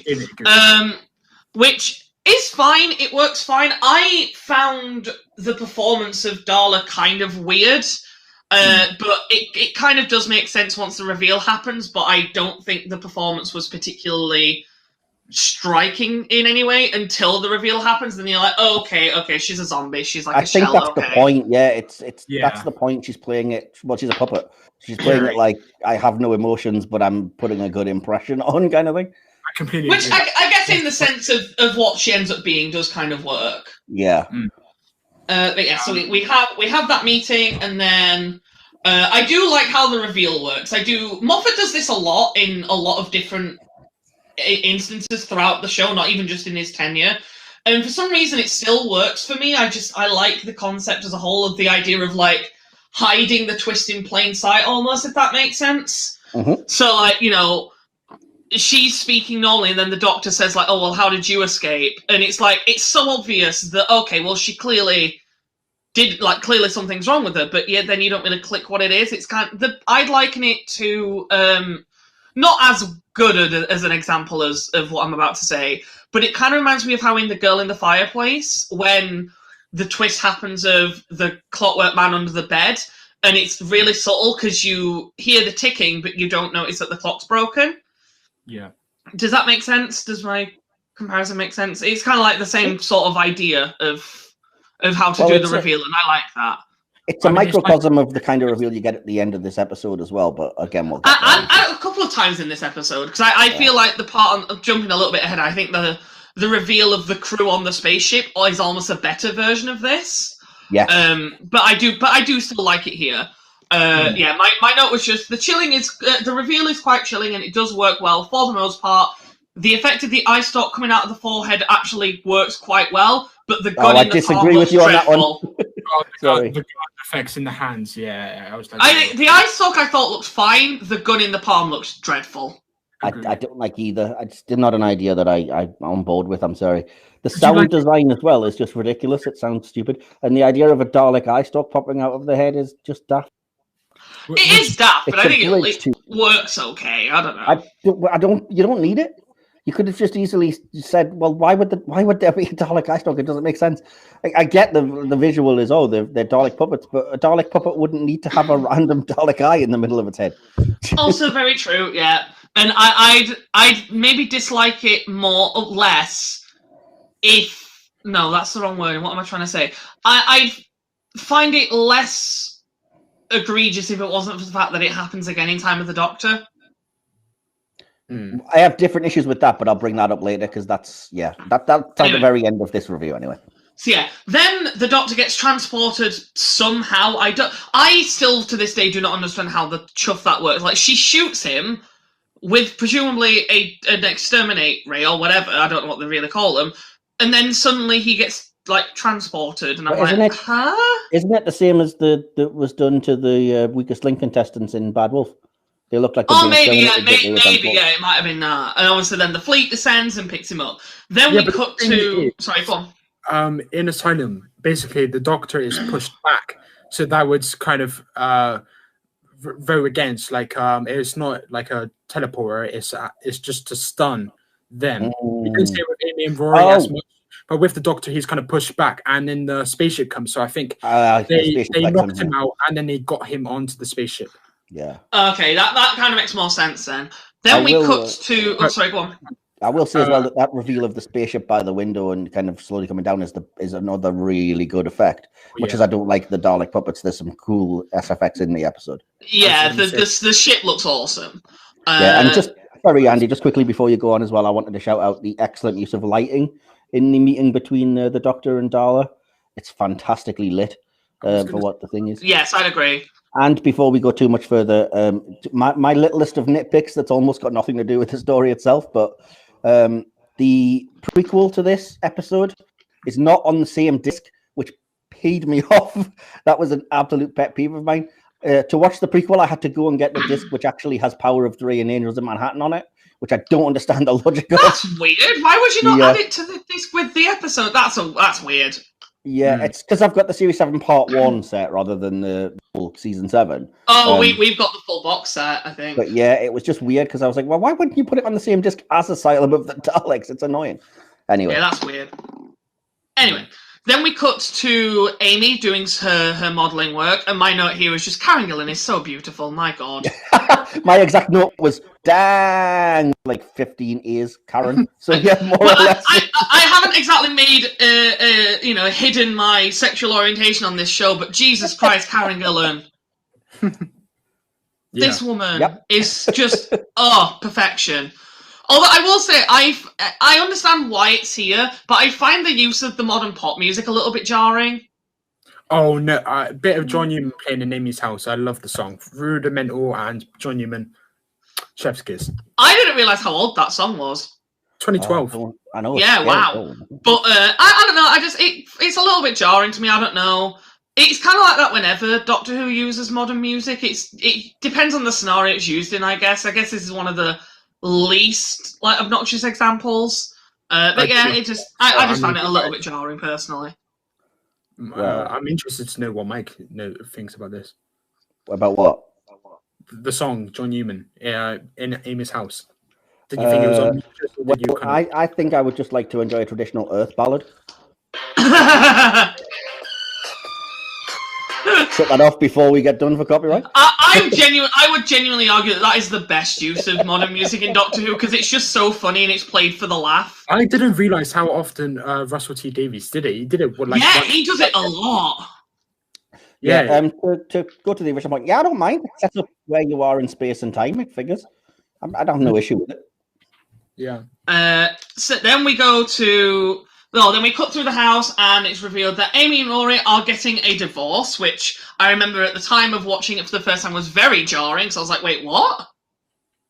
I don't think I've made any secrets of this on the podcast. Amy and Rory are my favourite companions. I adore them and the dynamic they have with Eleven. It's my favourite era of the show is 11, Amy and Rory. I find, even though it kind of pays off in the end, I do find this very odd. Especially coming off the back of, what was the last episode before this? It would have been Dr. Widow and the Wardrobe? Yes. Where, which, as much as I dislike that episode, has one of my all-time favourite scenes of them inviting the Doctor to Christmas dinner. Yeah. So to go from that, where everything seems so perfect and loving, to then, all of a sudden they're breaking up, they're getting a divorce, and they hate each other. I'm like, what? Why? Okay. No, completely agree. I don't agree because it's got a plot reason for it. They don't hate each other, first of all. True, yes. Obviously, there's antagonism because, as you learn later, Rory doesn't quite understand why Amy's done it and thinks it's very much, I care more about you than you do me. But the change has happened because presumably since that Christmas dinner, Amy's found out, the horrible news, you can't have kids. And that's what's prompted her to act the way she has and everything. Don't get me wrong. I don't know if I gave the wrong impression here. I don't mind this as a plot line, and I do like how it pays off in the end. The initial reveal for me was very, very shocking. I was like, whoa, okay. The thing is, Rory did know that she couldn't have kids. Because when it's revealed, he says, I know. Yeah, but I think it was more a case of I don't think he realised that it wasn't that she didn't love him, it's that she couldn't give him what she thought he wanted. Yeah. He didn't understand what that did to her mind. That reveal to him was like, oh, well, I've accepted it.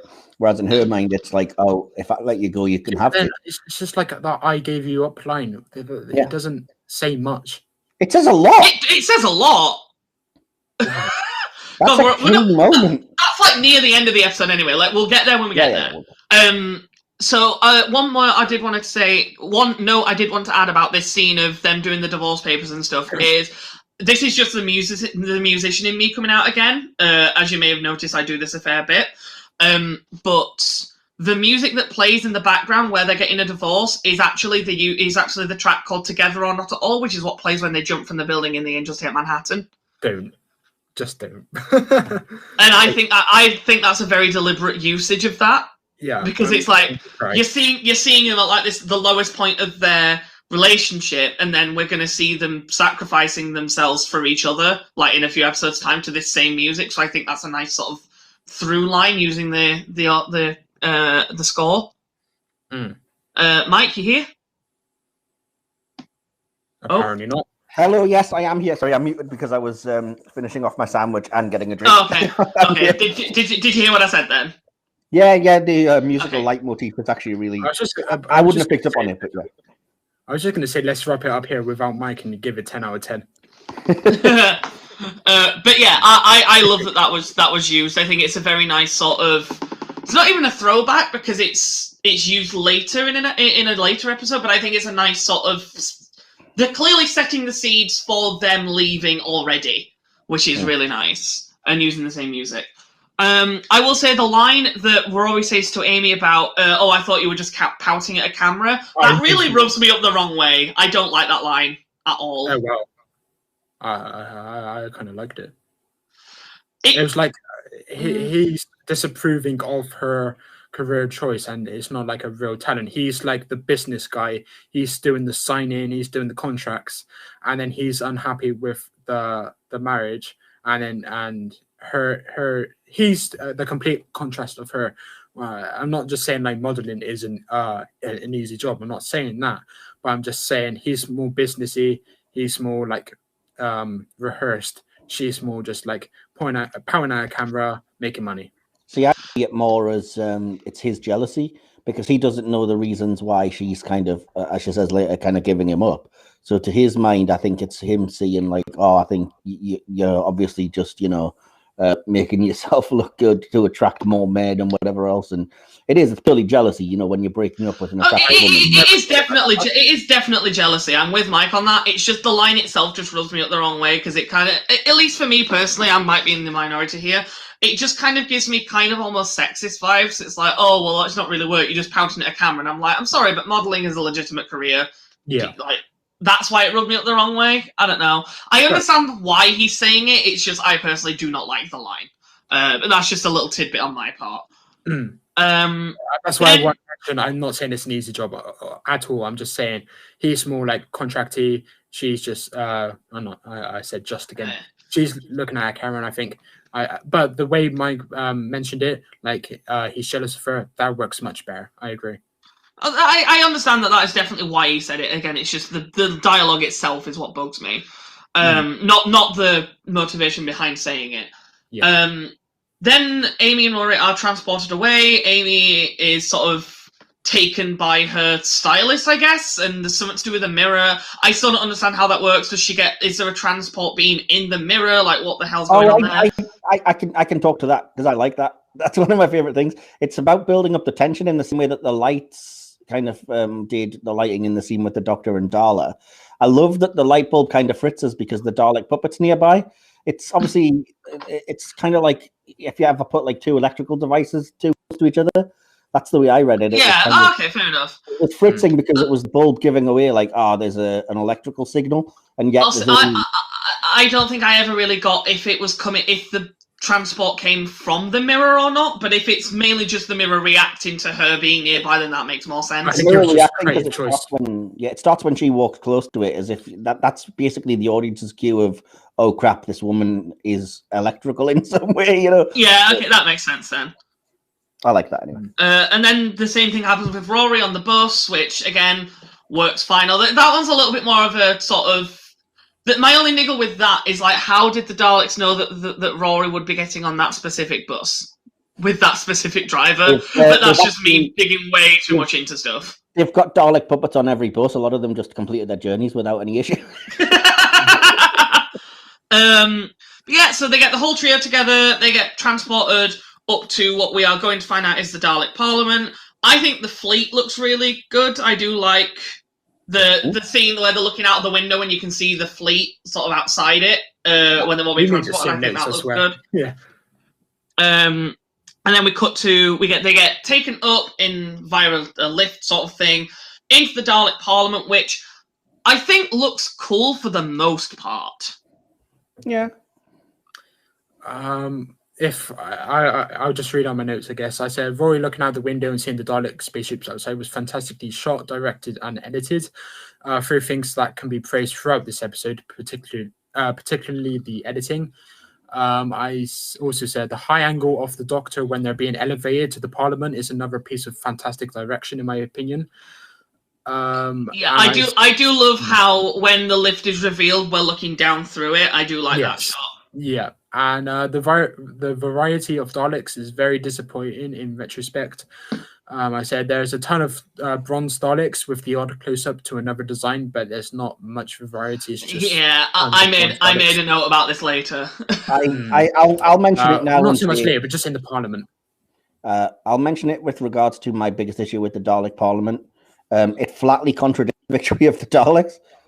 It doesn't make any sense. In Victory, the what were they called? The Dalek paradigm or whatever. Yeah, the paradigm Daleks. Destroy the Daleks that created them by like you're inferior, we're the new future, and now they're in the minority in the Dalek Parliament, and they're fine with it, and it's like I did say it was nice to see some of the paradigm Daleks for once, because I think that design is fine, and I think they were massively overhated and not used enough. But I'm completely on board with Mike there that it does not make sense for them to be in such a small minority. Well, not just that, and then just living happily amongst the black ones. Yeah. No, Will said the same as well. Yeah, absolutely. Oh, okay. And then the Daleks reveal that they want the Doctor to save them, and then they do that annoying chant of "Save the Daleks" over and over and over. I just find that annoying, but that's just me personally. And then we cut to the title sequence. Thoughts on the title sequence, everybody? I'll give you my exact note. I hate to say it, but these credits and this theme are rubbish. So I really like the theme. It's not my favorite, but I do like the theme, and I like the credits. It's more the fact that for 7A they decided to do unique coloring and font and like text style for each. I wasn't that keen on it personally. The one part I don't mind, but I don't like the credits in series like 5 and 6 either, because I just it's my least favorite one. I don't like the whole just blue cloud motif thing. There's nothing wrong with it. It just doesn't really do it for me. If you're talking about worst title sequence, the Capaldi era. No, I love that one. I love the Capaldi one. Even the inconsistencies in the text, I do like it. I don't dislike the series 5 and 6 credits. I particularly love the shot when they leave the blue clouds and then go into that firestorm. I do like that. I think that looks cool. Just out of curiosity, actually, because we're talking about it. Thoughts on the 7B title sequence, the more red one? I don't even remember it. It had more of a classic idea to it, because it had that whole shot of like they're going through like this red space, and then it's like Matt Smith's face is like made out of the stars. I think I like that because you briefly see Matt Smith's face, and I was kind of like, oh, it's been a long time since we've had Doctor Strange sequence, which is cool. I'll be honest. I like them both. I think the series 5-1, like Mike said, it's just some clouds, but I do really like the transition into fire. But then series 7, it has more charm, like nostalgia, like classic Who vibes, and I just think that's done so well. And it's like a return to the dark, dungy theme title sequences, like in the RTD era, like the more dark, the mundane, and I really liked it. And ironically, the dark ones I prefer because I really like the Chibnall era title sequences. I was going to say, actually, funnily enough, visually my favorite title sequence is the Chibnall era, but in terms of the theme song, my favorite is specifically series 4. See, I think series 4 is when they took it too far, and I would say it's. I love the rockiness of the series 4 title theme. It's like when they added the random rock part to the Star Trek Enterprise theme. If you're a Trekkie listening, you know what I mean. You know what I'm referring to. You don't rock up a Russell Watson ballad, and you don't add random rock to a Doctor Who theme. It doesn't make sense. So for me, the perfect one is the series 1 to 3 of the new one. I'd say series 3 had the best title track, because I do agree with you. By series 4, should I say? I've watched too much Classic Who recently. In series 4, I agree they took it too far. It was a bit too. If you compare the series 1 to series 4, it was very fast paced compared. I'm in the minority there, but I love it. But visually, the Chibnall one is my favorite. Anyway, then we cut to Oswin inside of the well, what we assume is a shuttle at the moment, and my immediate note was just Jenna Coleman is just immediately very captivating. Yep, I said the same exact thing, more or less. I said Jenna Coleman looks and is wonderful. I know I seem to have made for every scene she appears in. Yeah, I'm going to make this point clear now because it's going to come up a lot. I adore Jenna Coleman. I think she's brilliant in this. And that red dress. Oh, it's working for her. Honestly. Yes. God, you can tell who the straight people are in this podcast. It's because you're horny for Daleks. Well, so am I. Number one, we agreed on Stiffies for Scaro. Number two, you don't hear it. You don't hear me going about how hot 11 looks. So there you go. I just want to shout out that dress. Okay. No, it's fine. It's fine. It's funny. It's funny. I made a note of. I love how when the Doctor DMs. As the Doctor's sorry, I'm skipping ahead. So Oswin kind of narrates her day as she's going on, and I love this whole sequence of like her doing this mundane stuff, and then we've got the sort of almost chilling part in the background of you can hear the Daleks trying to break in. I didn't know about that. Which I find quite creepy almost, and I do like that. Yeah. And it's very funny when compared to the music that's playing over it. Mm. It's I like quite the like one in what do you call it? Rise of the Cybermen when they're converting them, and it's like a wimp away, and I was just burst out laughing, even though it's such a horrific scene. Yeah, that is. You guys know what I'm on about, right? Yeah. When they but about that, I did say, considering what we learned later in the episode, the Daleks screaming "We will enter" whilst bashing noises are heard is very odd. I can't imagine what that would look like. I assume this is the thing. I have issues with this because it doesn't make a whole lot of sense. I assume that what she's hearing, in sort of air quotes, is her memory of when they actually did sort of attack her ship and take her. Yeah, I think it's like a repressed thing. Like a repressed memory. But the issue I have is kind of quite aside from the Doctor's logical leap of, where did you get the milk and everything? How is she playing music and sounding like a human over the intercoms and everything when we later get the reveal of what it doesn't make that is one of my main niggles of this episode, because apart from that, I love the Oswin stuff. I completely disagree, because when she's in the ship, she's talking over the comms and she sounds human. But then, like the scene that shifts is when he first sees her, and then it goes from intercom to Dalek, because when she's inside, she sounds human. But it doesn't make sense how that works, though. Yeah, she's got an intercom system inside the Dalek. She's not inside of a Dalek. She's been converted, and we've seen later on but she's made a false reality inside. Well, but no one should be able to hear that false reality, because that would just be something that she's imagined.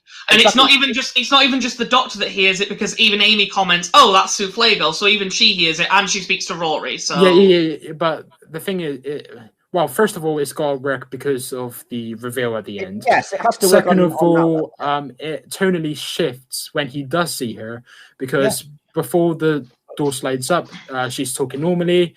And then when she's revealed, it's a Dalek noise. I disagree, but I see your point.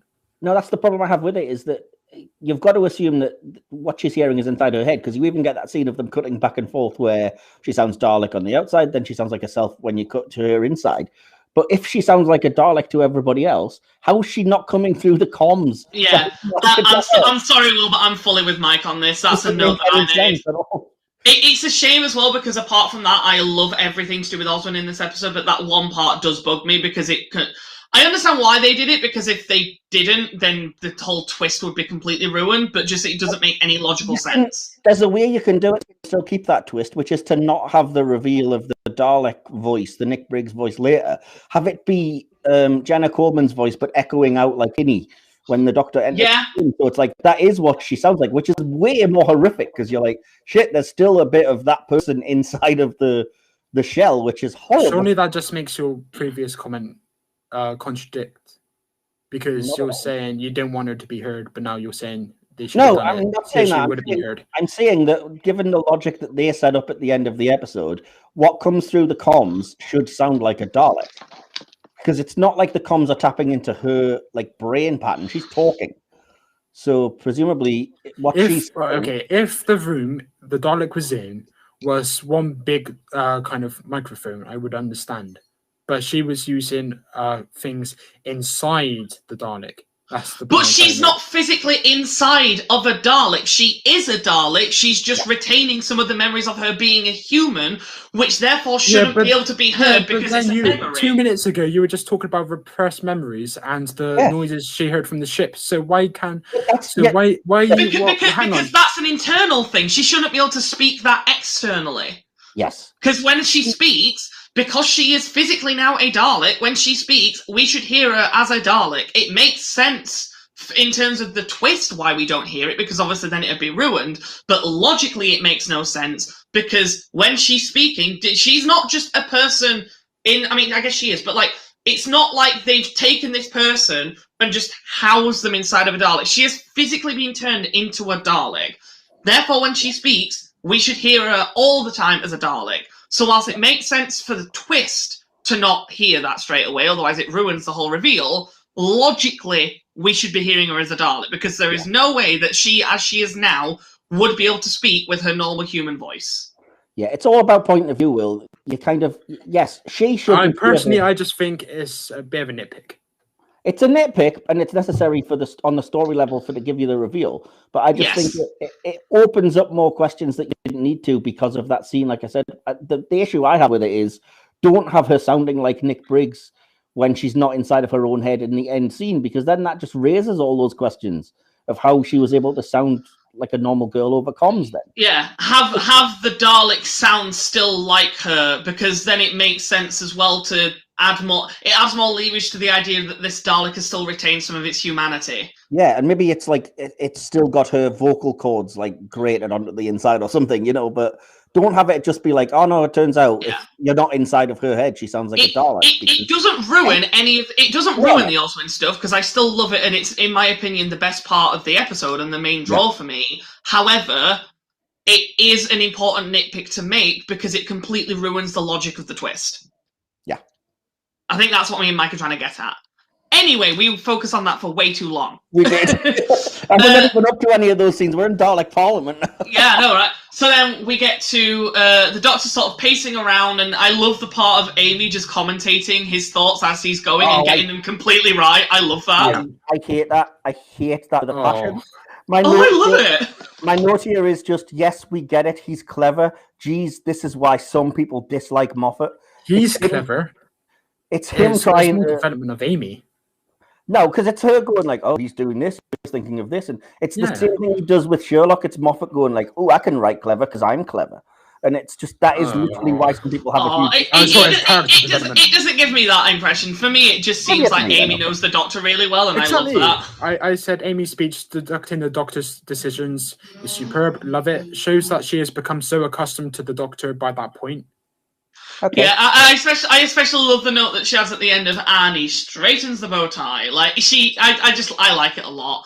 It shows how their relationship has developed and how well she knows him.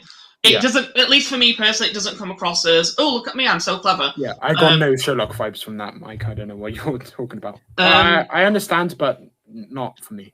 I'm sorry, go on, Mike. Well, think of it in, yes, I get what you're saying, and it is good for Amy's character. But think of it as if this was any other character, or if this was like visual cues giving you it. You wouldn't think that would be a little bit pompous? Like, for example, if it had cut to voiceover, the Doctor was like, right now I'm contemplating the 17 escape routes, and now I'm considering this, and now I've worked this out, and oh, this is only took a second because I'm really clever. And yeah, but the thing is, it's not super clever. It's just basic stuff that he does, and she's grown to know. Yeah, I'm with, kind of on the opposite of the previous point, I'm with Will on this, I'm sorry. She's been around for 2 series now, like Yaz in series 13. If there's a scene like that, I will embrace it, and I think that's fantastic. Yeah, it's just Amy showing that she knows the Doctor well enough to know exactly what his mannerisms are, and I do like that. It's like she's just reading his personality. It doesn't come across to me like he's trying to be like, oh, look, I'm so clever, I'm thinking of all this stuff all at once. Anyway... To be fair, he doesn't like that in A Christmas Carol, so I can understand where that kind of perspective is coming from. That's not in like a mean way. I'm just saying you didn't like that scene. That's me being consistent. Yeah, fair enough. That's good that you say that, because it would be different if I had said like, "Oh, I really love this scene in The Christmas Carol when he's how intelligent he is." I have an issue with it every time. You know what I mean? It's not. It's not me just nitpicking this one episode at least. So then we get to the sort of description of what the asylum is, and then the whole speech about Daleks having a concept of beauty. Thoughts on that? I just put a lot of talking, a lot of exposition. I love that scene because I love the dialogue about when it's convenient to the plot that they have to explain why the Daleks don't just destroy the asylum. Otherwise, you don't have a story. But to tie that into the thematic idea of like it would be blasphemy to us because such kind of insane hatred is beautiful to us. And that leading into the Doctor saying, you know, just when I thought you couldn't disgust me any further, you did. And then to turn that completely back around on him and say, well, we can't destroy such beautiful hatred. Maybe it's why we've never been able to destroy you. It's kind of, it's the ultimate bitchy comeback. It's like, I'm with you on this. I love this back and forth. I love the idea of it all. My only issue is it completely contradicts something that I think happens in the 10th era, where a Dalek literally says the line, Daleks have no concept of beauty. Well, they would say that, though. They're all about that, aren't they? They're all about kind of bragging and, yeah. In much the same way, always like, we are logical, we have no sense of emotions, but you can get them pissed off if you try hard enough. I don't know. I do love the back and forth, and I think it really works. And again, I like the idea of them throwing it back on the. They do it a lot, especially in the Moffat era, of like them basically saying the Doctor would be a good Dalek and stuff like that. Like it's also the Doctor, by the way, who says that it's kind of them regarding it as a concept of beauty. I wouldn't say they would phrase it like that. To them, it's almost religious. No, they do. They say, "Does it surprise you to know that the Daleks have a concept of beauty?" The Prime Minister or whatever they call it literally says those words. My bad. And that's the only. That's the only place my problem lies, because it completely contradicts. I'm sorry, I cannot for the life of me remember what episode it's in, but I'm pretty sure it's a Tennant episode where a Dalek literally says Daleks have no concept of beauty. Oh, I think it's in the series 3 two-parter. Yeah. I'm still fine with it, because in context, that would be kind of a crap scene for them to go. I am fine with it. It works. I love the back and forth, and it is kind of important to have that to understand why the asylum still exists. It just completely contradicts something from previous in the show. But anyway, and then they explain. I said hints of comedy reminds you that it is Doctor Who and not some sort of sci-fi that takes itself too seriously. Which I also dislike. Yeah, but you're just a nutter. The what color line is quite funny, but a line that goes it's terrible. I'm sorry, I'm with Mike on that. I do not like the what color line. The what color line is quite funny, but a line that goes under the radar is Amy's armed. Surely that's just as silly as Rory's question. Like, of course, the Dalek is armed. Not necessarily. I've seen Daleks without gun sticks before. Perhaps, but still. Smith really gets going when the transmission from the planet is audible. When the Supreme Dalek says this conversation is irrelevant, the dialogue from Smith afterward is masterfully delivered.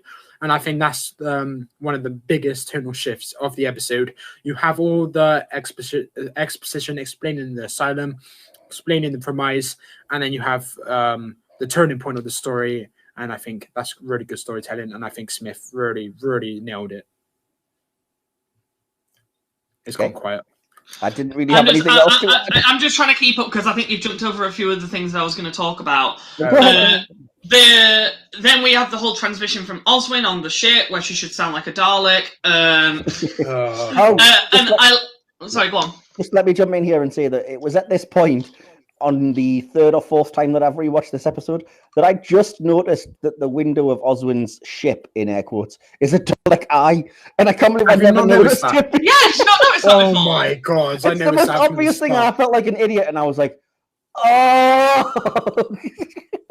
It's the first time I've noticed it. It's one thing I love about the reveal of her nature is the fact that they don't really hide it. It's just very cleverly shot to the point where you probably won't notice it until you know it's coming, and then you start noticing things. Yeah, but which I really like. I think that's really clever set design because it's not enough to be like, oh, why is that there? I obviously just registered it as it's just a view screen, but then like I said on viewing this back now, I was like, oh crap, guys, it's a Dalek. There's a scene near the Yeah. end where Clara's crying on the floor, and then that's the only moment where it's like a shot that starts inside the stalk. Because usually it's just like a CCTV camera or whatever. Yeah. But then there's this one scene that is like starts really far away, and then I think that does a really good job at showing her isolation and her loneliness. And I thought that was a really good directional creative choice. But yeah, I jumped the gun. So, sorry, go on, Mike. I know we should probably try and be quicker because we've been like 2 hours and 20 already. So, so then we have the whole broadcast. I do love the line about "That's me on the triangle. I got buried in the mix." That did make me chuckle. I do love that. And then the theme for Oswin that plays as he's talking to her and discovering who she is very reminiscent of Clara's, which is nice because obviously she is Clara. We just don't know it yet. So I do like the fact that they sort of tied the themes in together. And I do think this does a good way of sort of building up the mystery to her slightly, with the whole question of, where'd you get the milk? Yep. I think that's a nice planting of the seed for that. I do not understand why the shield is only able to be turned off from the inside. That sounds like a kind of a silly design on the part of the Daleks when they want to control this thing, but, that's just a niggle. And then I do love the line just before they get sent down to the Asylum planet of "Don't be fair to the Daleks when they're firing me at a planet." Yes. That did make me laugh. I do like that line. About that, the point you just made, it's like into the Dalek where it's like antibodies. It's like if you want to do something, you've got to get past this. And it's like if a different race wanted to destroy these insane Daleks, then they had to go, and like the Daleks didn't know that these Daleks were going to be destroyed. It's like a fail-safe like kind of thing. Like if you want to destroy us, you've got to get past them. And I think that's what they were trying to do there. Maybe not designer. I don't know. Down to interpretation. I think it's just there so that I just think it's there because if it wasn't there, they wouldn't have a story because they could just blow it off. It's plot convenience, isn't it? It's a plot convenience that just bugs me because the Daleks are smart, so you'd have thought they'd have had a backup plan for this, but it's fine. I'm just trying to move us on because I know time. Quick, can I go quickly? Yeah, go on. The Doctor realizing the Daleks are too scared to go down to the planet is another great moment. More funny moments where Matt Smith said, "Don't be fair to the Daleks when they're firing me at a planet" is my personal favorite out of all the dialogue in this kind of scene. You mentioned that, so yeah, I wanted to mention that again. Then we're on the surface of the planet. I love the look of this sort of tundra that Amy and 11 land on because it's a nice contrast to the brown that we've just gotten used to of the Parliament. Because we're there for so long, it's quite a nice change up for the eyes. It's like, oh, it's so bright, and it's very, despite it being all white, it's quite colourful, and I think it's shot very well. I do love the fact that Amy, when she first sort of comes around, the first person she shouts for is Rory and not the Doctor. It sort of shows her progression of, the fact that she really genuinely loves this man now, as opposed to in Series 5 where it was like, oh, will they, won't they? I like the fact that that's kind of more firmly cemented now. Any thoughts on that little bit? Similar to what you kind of said, the tonal shift between the colours. I said there was not much dialogue in the scenes where the Doctor, Amy, and the man are meeting up and then looking for Rory. And then I said, now this is a tonal shift that jars a little bit for me. It's like from exposition extravaganza to little to no dialogue at all. I suppose I see what they were trying to go for, and it did kind of work. But it was just like there was so much exposition at the start, and then there was literally nothing until the Rory going down the hole. And I thought, see, I think that's a good thing because we've. Hello? It's good, but I agree with you. It's good, but it's just a little bit. I don't find it jarring at all. I think it's good that we have a little bit of not that much dialogue because we've just had so much talking that we now get a little bit of a breather just to go, okay, and this looks nice. Let's just see what happens rather than having to pay attention to everything. But the thing is, I think it's not so much a problem with this scene, but a problem to do with the scenes that came before because it was so much exposition. Okay. Mike, are you there? Yeah, sorry, you've gone over a lot of the stuff. I can quickly rattle to the point you are if you want. Just said that I hate the nano cloud idea of the Dalek planet because it's not very Doctor Who and it's a rip-off of the whole Borg Star Trek thing, which I never respond well to. My favourite line in the moment is when the Doctor asks if the Daleks are planning to fire him at a planet and have him sort everything out, and Rory's response is, well, that is kind of your MO. Yeah. That is funny, yeah. A great summation of the show and a good use of humour. On the other hand, the actual beaming down is painfully dumb. It switches to two broad comedy with like Rory wrong way around, and I think it's Moffat struggling with tone a little bit, in my opinion. Yeah, I'd kind of agree with that. Yeah, and when they land on the planet, you then get a rip-off instead of Star Trek of Star Wars with the whole Dalek eye in the snow. It's it's very reminiscent of that. And then I just said before we get to Rory in the chamber, which I said is very good set, lighting, sound design. There's never a chance this guy that meets Amy wasn't a trap. He's clearly a Dalek puppet at this point, you know. So yeah, that's it. Cool. I do like the scene of Rory in the chamber. I think that works very well. Does the eggs moment happen here? I can't fully remember where that happened. Is that? It does. Yeah. Okay. Because I do like that. I've had it a bit later, but yeah. Okay. I thought it was a bit later. But yeah, No, it was in the chamber. And, but and then the Dalek you wakes up. establish that he's in the chamber first, then it's a later scene after the that's what I was thinking. Puppets when the Daleks wake up and he's like, "What eggs? What are you talking about?"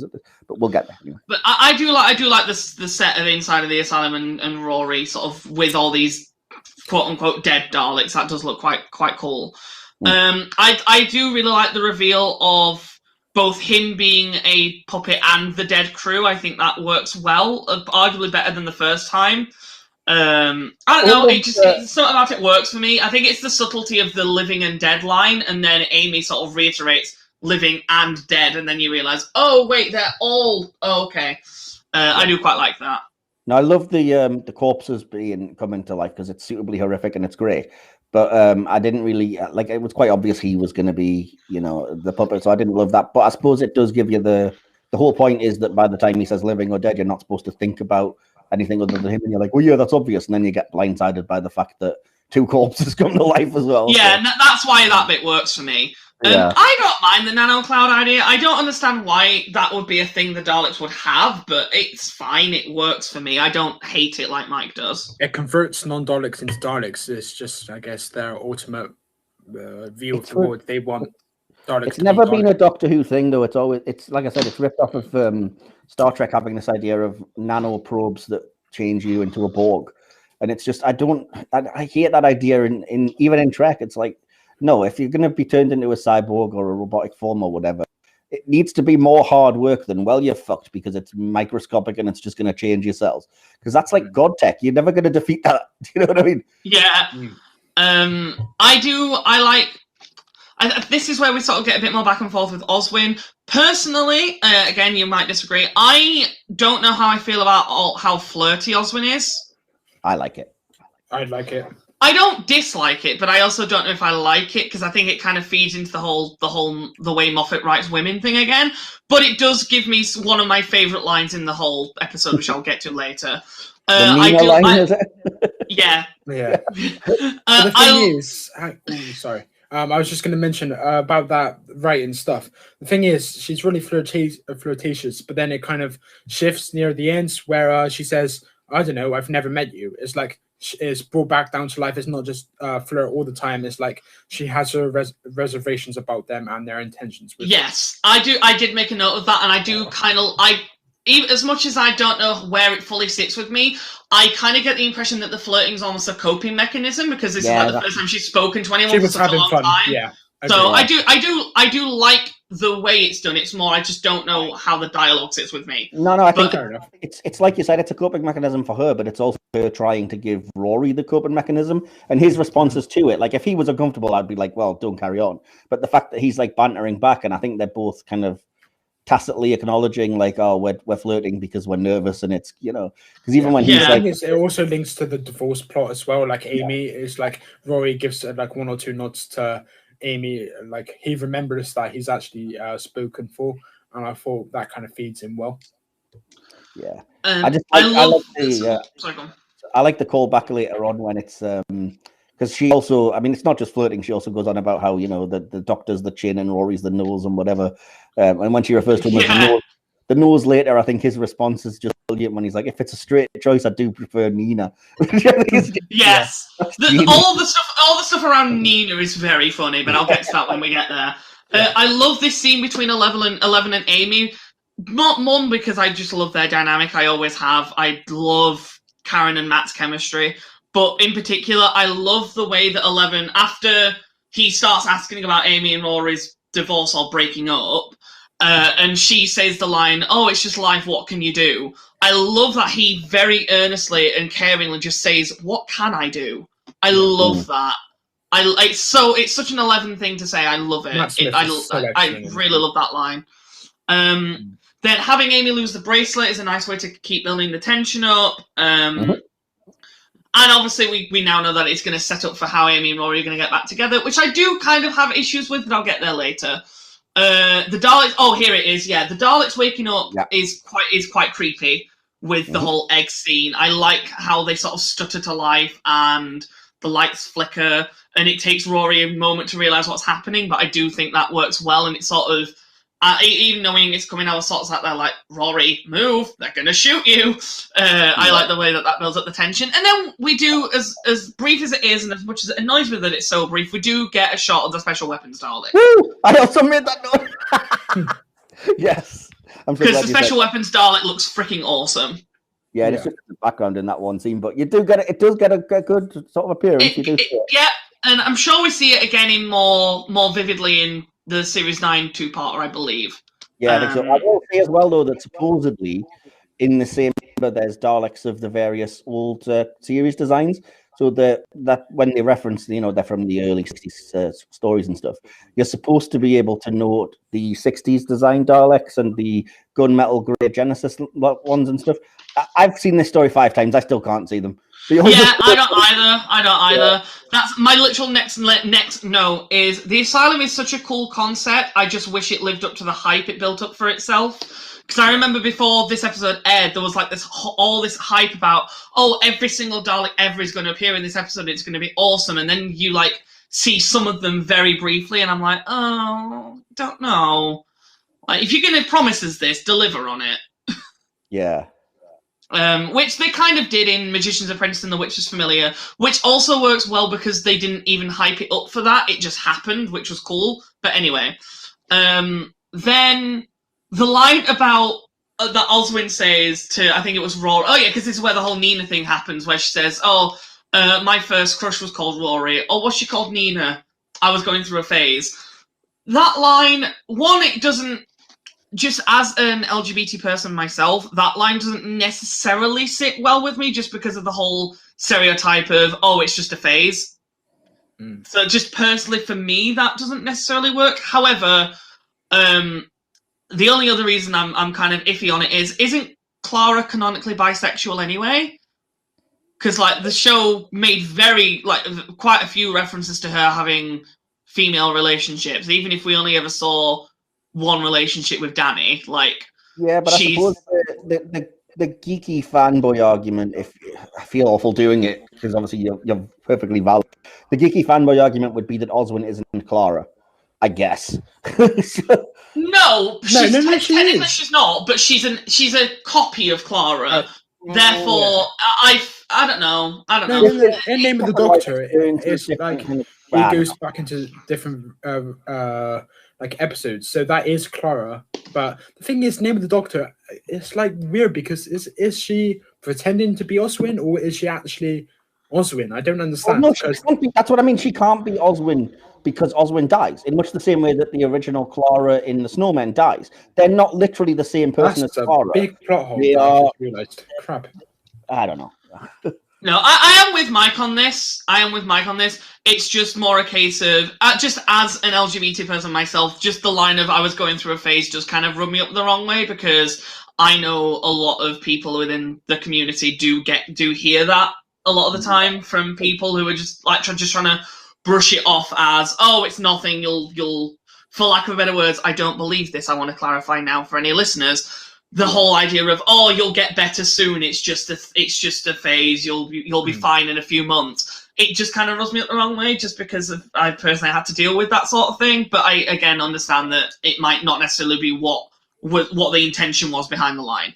But no, yeah. but I think it's perfectly fine in bringing it up, and I think it's perfectly valid.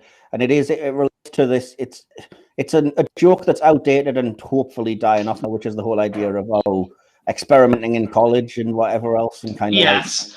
it's a very grey area to say the least. We do, however, then come to one of my favourite lines when Amy and the Doctor are going down that ladder, and she says, "I know when you're lying, and I will fall on you."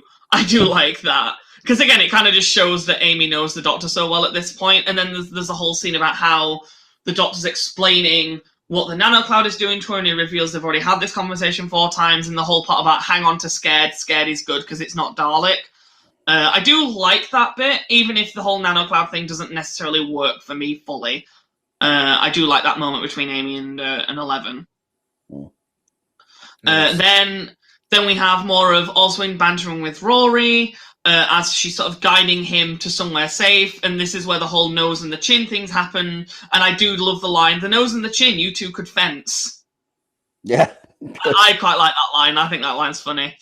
And I just made the note of, I love Jenna so much, and then the line to the Doctor when I think he mentions Rory and she says, "I call him Nina, it's a personal thing." Yeah. That did make me laugh. Even with my issue with the phase line, that bit did make me laugh. But I think a lot of that is down to Jenna's delivery. Yeah. Yeah. I love Jenna's delivery as Oswin. She's charming, I think is the word, isn't it? So yeah, she's very charming and charismatic. Then we have the hallucination sequence of Amy sort of going through the room and seeing what she thinks is like a dancer. It works. I do like it. It is bizarre, but I do think it works. And again, it uses Together or Not at All, a different part of it, but it uses part of Together or Not at All. But it's one, it's keyed down, and two, it's in more of a jazzy, what's the word? Jazzy style. Yeah. But it is definitely Together or Not at All. I cross-referenced. I ran the melodies together. But I like the fact that, again, it uses that music. And then I like the sequence of 11 tricking the Dalek into self-destructing, because that feels like a very Doctor thing to do. Yeah, that's really cool. When he just basically tells it, well, you don't have a weapon, what you're going to do, and it activates self-destruct and just pushes it back into the room. I'm not looking for a countermount, dear. I'm looking for a reverse. That's such a great line. Yeah, I like that bit a lot. Then the whole carrying Amy in thing when Rory says, that's like, awesome. Who killed all the Daleks? It's awesome, but it's kind of, at least for me, it's a little over-dramatic, but I do like it. Because I think I'm dramatic as hell, and I love it. That shot pretty much exists purely for the teaser trailer, because I remember for the teaser trailer, that was the shot that it ended on. Yeah, that and it exists purely for the poster for the episode to exist. Yeah. Which is I had that poster. Yeah, that was a big poster cover of my Series 7 Part 1 Blu-ray set and everything. But anyway, can I just chuck a couple of notes your way? Yeah, of course. I've got about 25 notes that I'll run it back like later. I'll just before my summary, I'll just go through. Sorry if I'm going too fast. I'm aware of time. No worries. We have so much to say, and there's 3 of us. Just wanted to say that related to what you were saying, going back right the way to Rory in the Asylum, it's very horror movie when he kind of has the moment of a noise waking up the monsters. But then I didn't like that his reaction to that is to just chat merrily away. Like, oh, what do you want? Do you want this thing? It's like, dude, run. I get that, but that seems like a very Rory thing to do, though. I think that's kind of fitting with the character. Again, it's more of an issue of I do really like the line, "I don't know what you mean." Yeah, it's more my issue with the way you deliver that. What's the tone you're going for? But it then cuts straight back to the cool horror movie tone when you get Amy seeing the Daleks all looking like people in her hallucination, and I really like that. It's perfectly unsettling and scary when you realize what's happening. Yes. It's cool that you see when the Doctor kind of tricks the Dalek into self-destructing. You see it from their point of view. You see the Dalek kind of heads-up display because it puts you into their like, oh, something's going on kind of thing. And I'm caught up to where you are now. I completely forgot to mention as well, in the hallucination, I don't know if you noticed this specific detail, I love that the ballerina that is spinning is a spinning Dalek. Yeah, that was my favourite part. Absolutely. Yeah. That's very funny. I do like that. Will, did you have anything to add? Do you want me to go through all my notes? Yeah, just rush through them. I will fly through. Right. The extreme close-up shot of Smith's face in the perspective of the Dalek eye stalking the snow was not very appealing. It was like an extreme tie-up, and he had a bit of snow on his face, and I thought, I said that. Rory touching the Dalek gave me strong Dalek vibes from Series 1, where Rose touched the Dalek and it woke up, and I thought, oh, don't touch him, you idiot.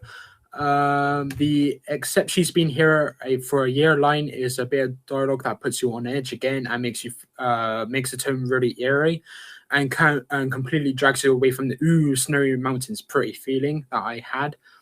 The color grading in the next scene instantly reflects the excellent tonal shift. It goes from white and blue down to gray again. So like out in the snow, and then going down the ladder into the ones where all the Dalek puppets are. I thought that was a really good tonal shift. The Doctor and Amy realizing the man is in fact a Dalek puppet is great. Smith delivers his performance superbly when his face like drops, like, oh crap, he's a Dalek. Amy telling the Doctor to shut up, standard to modern Who, but that realization that from her after the Dalek had went for a walkabout was very nicely done and directed and acted. Amy's little monologue about it's not something that you can fix by straightening your bow tie is a lovely moment. They're short-lived. Rory stepping on the metal that clangs, that wakes the Daleks up. The ultimate cliche I put, but it's decent, and the Dalek aim was rubbish when shooting at him. Though they were never together. I mean, it has been asleep for a while, so I'm not surprised it has a bit dodgy aim after being asleep for so long. True. Though they were never together, the chemistry between Darvo and Smith with Oswin was great. The Nina stuff was funny, and Clara's initial description fit into the eerie tone and the music that was present. And about the line that you weren't happy with, or kind of just on edge, I said it wasn't so much reassuring as in like that line. It was like, oh, like she's like being deceptive about herself, and I think that fit into the kind of, oh, it's a bit on edge, and that's exactly what I put. I said it wasn't reassuring him at all. It was deceptive, and I said that had me at the edge of my seat. Then I put, we've had this conversation 4 times is a scary line and fit the eerie tone of the episode. The way Amy walked into the Dalek habitat in quotation marks was creepy and well edited. I like how they incorporated her quote unquote sickness by making her hallucinate by having a slight blur on the edges. That the Daleks were in fact real people. Don't know why they didn't have tentacles coming out their faces though. If you guys get that reference, Series 3, the human Daleks, the Daleks were human and they had tentacles on their face. I just explained the joke. I'm not looking for a countermand there. I'm looking for a reverse. Great line. Everything from set design to Smith's performance, the music was perfect in the short-lived Who Killed All the Daleks scene. I thought that was fantastic, as I said. And when he said, who do you think? I said, you're goddamn right, Doctor. From this moment onwards, the episode shifts gear and everything afterwards is superb. And I think that's where I'm at. Where you're at. Okay, cool. So then we had. Oh, let's just check. Mike's still with us? Yeah, sorry, I'm just I'm plugging everything in because it's about to die, but I'll be like 1 minute. Okay. Okay, that's fine. Should we keep going? Should we keep going? I'm here. It's good. Keep going. Okay, right, cool. So yeah, then we have sort of they're guided to the safe room, as it were, where the teleporter is, and I love this scene. Mainly for Oswin. I like the slow burn of the mystery, how the Doctor keeps asking her questions, and this mystery of Oswin is definitely the main draw of the episode for me. And I love how when the Doctor sets out the plan, she is determined of, no, I'm not helping you until you come and get me. I like that. Yeah. That seems very fitting, not just to Oswin, but to Clara in general. I would say so anyway, at least initially. Yeah, and it kind of links into what was what was said earlier about her flirting, and then this kind of draws it back, like it's serious again.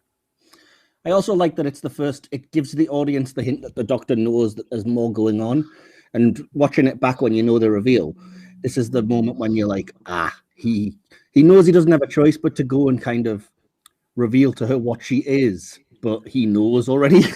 Yeah, I get the impression that I kind of like with you. I get the impression that 11 kind of knows at this point that she's not quite who she thinks she is. Yeah. Which kind of just makes the reveal even more distressing, really. I love the character work between Amy and Rory in this scene. I think their performances are really nice. Oh, yes. I think this is one of Karen Gillan, particularly one of her best performances in this scene. Like the way she just slowly breaks down as Rory keeps chipping away at her and saying, like, you know, oh, we both know that I love you more than you love me. Like, you know, all that sort of stuff that he says, and you can sort of see her slowly break more and more, and I love that. Oh, they're both so good in this scene. I specifically said that as well. They're both acting their asses off in this scene. Yeah, they're both brilliant in this scene. I adore Karen and Arthur. They're such good performers. And even the reveal, I remember at the time this episode aired, people didn't like it because it's all like, oh, but you already have a kid, you had River. But, like, the whole point is that, yeah, they did have a kid, and then she was taken away from them. They never got to raise her, and now Amy can't have any. Yeah, but it's kind of shitty that they then do have another kid anyway. Who? Yeah, they do, don't they? Yep. That's one of my biggest bugbears. No. Oh, crap, yeah, PS. Yeah. Oh, that's Christian. Yeah, they have it in PS. One of the biggest issues. No, Moffat's good too. Everything that happens in this episode ends up not mattering almost immediately, which pisses me off. Yeah, it's really annoying, especially given how good the performances are. Yeah, but it's not because I love this scene, and it's so annoying knowing that it's pretty much gonna matter fuck all in like an episode. I made note of it in my summary, but it's not just kind of like I said. It's the fact that I'll mention it here. The fact of like making such a big deal that it ends the episode to being erased from the Dalek pathway. They remember him literally as soon as they next appear because that the Dalek they puppet out Tasha Lim, and it's like, oh, we've remembered you again. Then what the fuck was the point in this entire thing? I have that note a little bit later. Yeah. But the reveal that the Doctor gave Amy the bracelet thing, it works, but I don't. Was perfection.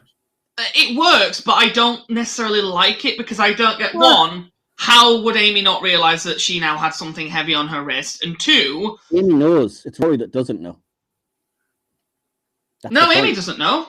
No, she does. She knows exactly. That's why she tells him. She's like, no, don't. How dare you? Because he's like, I'll give it to you. But she's like, I'm letting you go because you're revealing your true feelings kind of thing. But I think I read it that she absolutely knows the Doctor gave her it. It's Rory that didn't realize she already has one. Oh, so I've always read it as that neither of them know that he's giving it to her, but fair enough.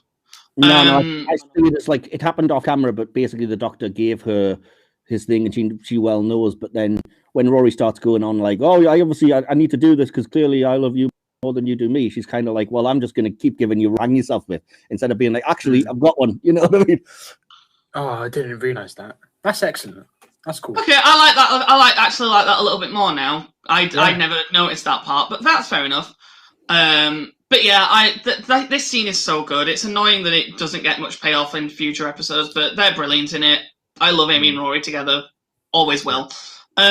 I like the tension as he's going through intensive care and the callbacks to all the previous Dalek stories, but I don't, as Mike mentioned, I don't like the fact that you really cannot pick out where these old Daleks are. Would you like me to call that out? Because I've actually specifically looked it up. Oh, go on, yeah. Passing through intensive care, aka Easter Egg C, they mention the Daleks are from campaigns on Spiridon, which was planet of the Daleks, Kemble, the Daleks' master plan, Iridius, the chase, Vulcan, the power of the Daleks, and Exelon, death to the Daleks. And it does see the Doctor it does give me complete fanboy tingles when the Doctor, on hearing this, says, the Daleks who survived me. That was a great line. Yeah, that's a very nice line. It's more just a case of I don't like the fact that, at least visually, and I might be wrong, but I don't remember seeing where they were I don't remember seeing them visually in the scene. They're perfectly there, but it must just be terribly shot or whatever because I can't make them out. It must be like a blink or you miss it thing. Yeah. I don't think it was meant to imply that they were there. I think she was just looking at it upon the database. Well, no, I think that's the whole point. Is intensive care is the whole point is that they're there in intensive care because they're the ones that survived the Doctor.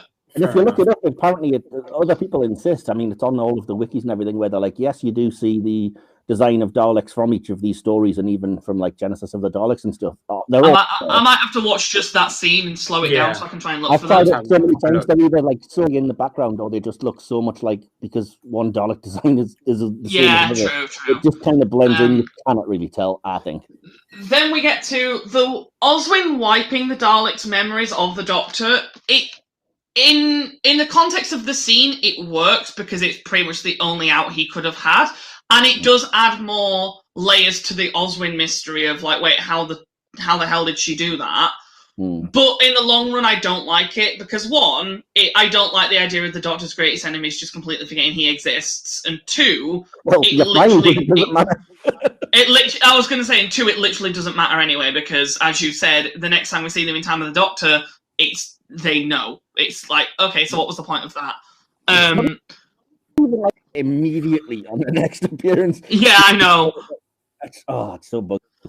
However, then we get to the reveal, which my exact note is just, this reveal is absolutely phenomenal, even when you know it's coming. Mm-hmm. I love it. I think it's shot brilliantly. Yeah. I think it's still really effective, even when you know the truth that she's a Dalek. And in particular, I adore Jenna Coleman's performance in this scene. Mm-hmm. Yeah. I think she's been brilliant throughout the entire episode, but this scene in particular is heartbreaking, and she's so good in this. Yeah. Well, yeah. Let me just say it. I said more or less the same. Yeah, I love the line, "You dreamed it for yourself because the truth was too terrible." The camera work, the direction as it pans around to reveal the actual Dalek. And I do actually like the mixing of the dialogue between Jenna and Nick, even though it makes the logic of the previous episode kind of nonsense, but it's effective in the moment. Agreed. And speaking of effective, for whatever reason, the flashes of her conversion, horrifying to me, and they've stuck. Yeah, they really are. Yeah. They're really awful to watch. Yeah, it's about that. To them, and yet, sorry, go ahead. Oh, I was going to say the reveal is pretty good, but I can't help but not like the fact that the conversion seems very similar to that of a Cyberman. It was metal, grey, and electrical. Oh, it was very similar. It was very similar to Cyberman. I don't agree with that because there's a lot more in my head. She's a lot more. I disagree because that scene doesn't even seem to be the physical conversion. That scene seems to be them like trying to rewrite her like personality and just like erase her emotions and everything in that scene anyway. Because they're clearly not physically transforming her at that point. They're literally just like converting her psychology. I did see it physically converting her, but maybe that's. I know that it's my mind, but in seeing what I was seeing, either way, I agree with your point of it. Really is horrifying to watch, and it's very chilling. And again, Jenna's performance is great. I love, you kind of mentioned it, but I love the very tight intercutting between Jenna and Nick reading the dialogue. Yeah, it works really well, and it's very effective because it really shows how, for lack of a better words, how psychologically damaged she is, that she legitimately sees herself as a person still. Yeah, and that's also another perfect moment, which is writing and directional coming together, is that it then goes from the full-on like Dalek exterminate, where you could be like, oh crap, this programming took over, and then it cuts, as Will said, through the Dalek eye, and she's just crying. And I was like, the episode is just next level here. You cannot top that. It's perfect. Yeah. And hearing the Dalek cry is weirdly heartbreaking. Yeah. Like, it's not even that we hear her cry, it's that we hear the Dalek cry. That is so weird. It's such a cool idea. It's also a really good decision that it's not Jenna that you hear in the line. It's the Nick Briggs Dalek voice when you hear it saying, "Run, I am human." And whoa, that's so much more impactful because you're hearing it in the Dalek voice, you know? Yes. I love... See, I didn't really touch on it earlier. The whole scene with the eggs. Initially, I think that bit still just kind of plays off for a laugh of like, oh, Rory thinks it's a Dalek egg. But now looking back at it from this scene, it's way more effective because it's much more sinister here. In the fact that she starts saying eggs because of the whole souffle thing, and then you realize it's like, oh shit. You kind of realize what's going on, and I love how it works here. So I appreciate the scene with Rory even more because it kind of sets up for this. To be honest, I think it's sinister in all the scenes, but I think it's just weaving into the script by Moffat, and I think that was very good. But I think the egg scene at the start with Rory in the pit, let's call it the pit, was just as effective as this scene. They were both really good. I would say it's good, but I think it works better here just because you know what's coming now and you realize, oh, she's going to try and kill him. Yeah, but in retro, maybe if you watch it first time, but in retro, well, was this the first time you realized that? Anyway, Mike, you were going to say something. No, Andy, was that the first time you realized that? No. Oh, okay. But I was like, maybe I'd agree with you if it was the first time I realized that. But now that I've realized that, I can appreciate the weaving in what Moffat did. I can look into a different aspects of it. Yeah. I mean, that's what I kind of said. I like the fact that it sets up for this later on. Anyway, Mike, you were going to say something. I was just going to say that I would like it a lot more if Moffat hadn't completely ripped it off from somebody else without crediting them, which there's a comic in which the Doctor is getting sort of converted mentally into a Dalek, and he keeps on seeing eggs stir, and then you figure out at the end of the comic it's like, oh shit, he's trying to complete the word exterminate and yet not. And I only figured that out after this episode and was like, Moffat, you hack. You couldn't, you know what I mean? That's kind of annoying. Yeah. But no, I do love that scene though, and I love this contrast between the comedy take, not quite comedy, but I love the difference between the sort of more played for laughs take early and then this time where you realise, oh crap, and you know sort of the context of what's about to happen.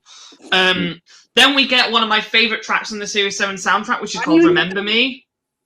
Oh, yeah, I thought it was called I Remember, but yeah, I knew that you were going to mention that track, and I did too. It's one of the rare instances where I notice a track, because it keeps on coming up in the Series 7. So. And so I love this track for a few reasons. One, it's beautiful, and two, it goes into a higher key version of Clara's theme. Oh, okay, cool. So it does the intro part where it's like do do do do. It does that like 4 times, and then it goes into a different key version of Clara's theme. Like the first part, the do do do do do do do do do do do do. It does that, but in a different key, and it works because, as we find out later on, this is Clara's theme, and it's just a redo of that. And they reuse this track in Name of the Doctor when she's sacrificing herself, which again, reminiscent of also in here. Oh yeah, completely agree. Cool. So yeah, I love that. Sorry, I'm always going to pick up on the music stuff. I love that. I know it's good too. That's awesome. Yeah, it's fantastic. Yeah. Yeah, and then we have the Doctor sorry, go on. I can't help but notice Michael is very low compared to Andrew. I think Mike, have you done something to your mic? I plugged in the charger, but I haven't touched the volume. I can boost it up if you want. See, I'm still hearing you really well. I'm still hearing you really well, Mike. It sounds like it might be you. I don't know. It sounds like you're in a box or something. It's very mundane. Well, I am a madman.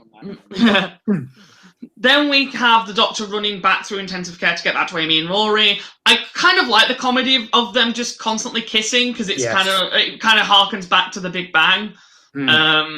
And again, I kind of, and it's nice to sort of have the confirmation that they're okay again. I did make a note of, I'm glad Amy and Rory get back together. It all pays off, but it does all feel kind of rushed. Yeah. It just seemed arbitrary to me. It fell flat, and I was kind of like, yay, because I don't know, it just all seemed perfunctory to the story. But I'm not going to get into that. We'll be here forever. Yeah. And then we have the whole scene of the Daleks all having forgotten the Doctor, which again, we've kind of touched on that earlier. It doesn't really work for me. I will say as well that Moffat is way too proud of that Doctor Who joke. It comes up. Yes. Oh my god, it gets annoying. It gets so annoying. It's so annoying, and at this point, it just to end the episode on it ends what could have been. You know, it taints your view of the episode because it ends so flat. A fantastic episode that you're like, oh yeah, we get it. Jeez. Do you know what I mean? Because it's not even like it's once or twice. It's like the Daleks echo it about 15 times to end the episode, and then you get the Doctor doing it as well, and it's kind of like, oh, do we have to?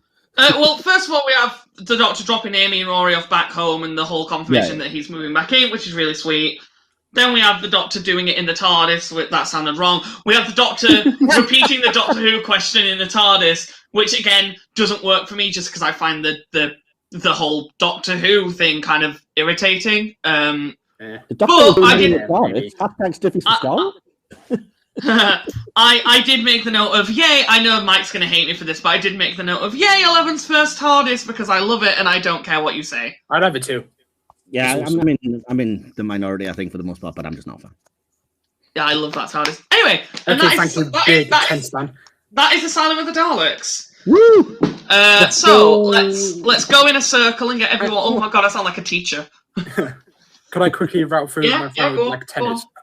I want to get some different opinions, maybe. The Doctor rallying off his plan was great. The reaction to Amphix, Amy and Rory's marriage line was unironically funny. The reaction to it from Amy and Rory, that line, great.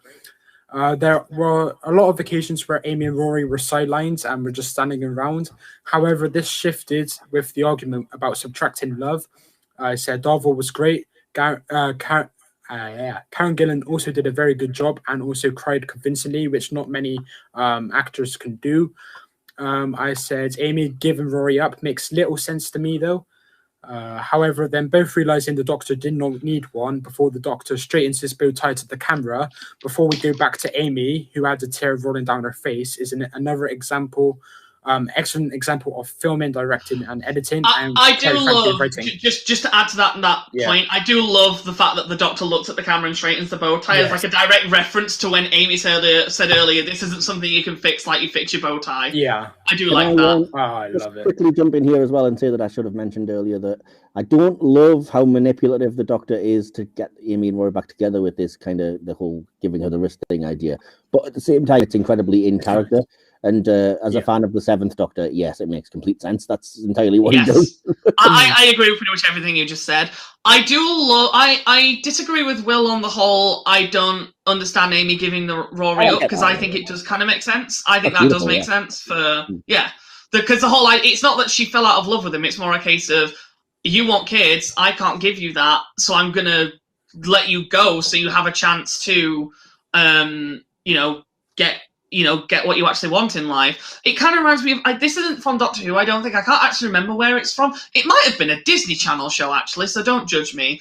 But there was like a whole motif of an episode, and I can't remember which show it is or which character said it, but someone said like the lesson for this character was basically if you love something, let it go, and if it comes back, it's yours. Yeah, that's always stuck with me, and I kind of get that impression here that Amy loved Rory enough to go like maybe I'm not the best for you, so I'm going to let you go. But then he does come back to her, and that's kind of the confirmation that oh no, this is still working. You just made me sad. That just puts a completely different perspective on it. Oh crap! I'll think about that when I'm watching it again in the future. I put Oswin referencing all of the Dalek Wars was a fantastic nostalgic throwback. The Daleks attacking with their plungers was a neat idea and genuinely claustrophobic. The lighting was great throughout this episode, I put.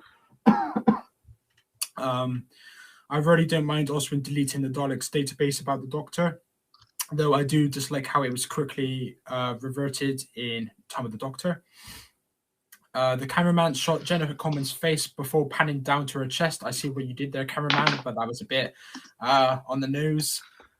They grow stronger in fear of you, and then I know I tried to stop. It's a wonderful exchange between Clara and Matt Smith, discussing like the Doctor versus Dalek philosophy. And also another exchange, how long do we wait for the rest of our lives? Is another great exchange. Moffat had some lovely dialogue. Well, he always did.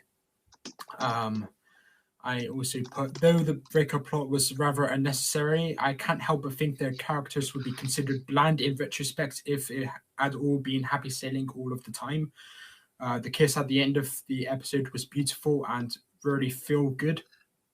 I also put, oh, for God's sake is a lovely line, but actually really funny when you consider the amount of times Amy and Rory kissed in Series 5 and Series 6.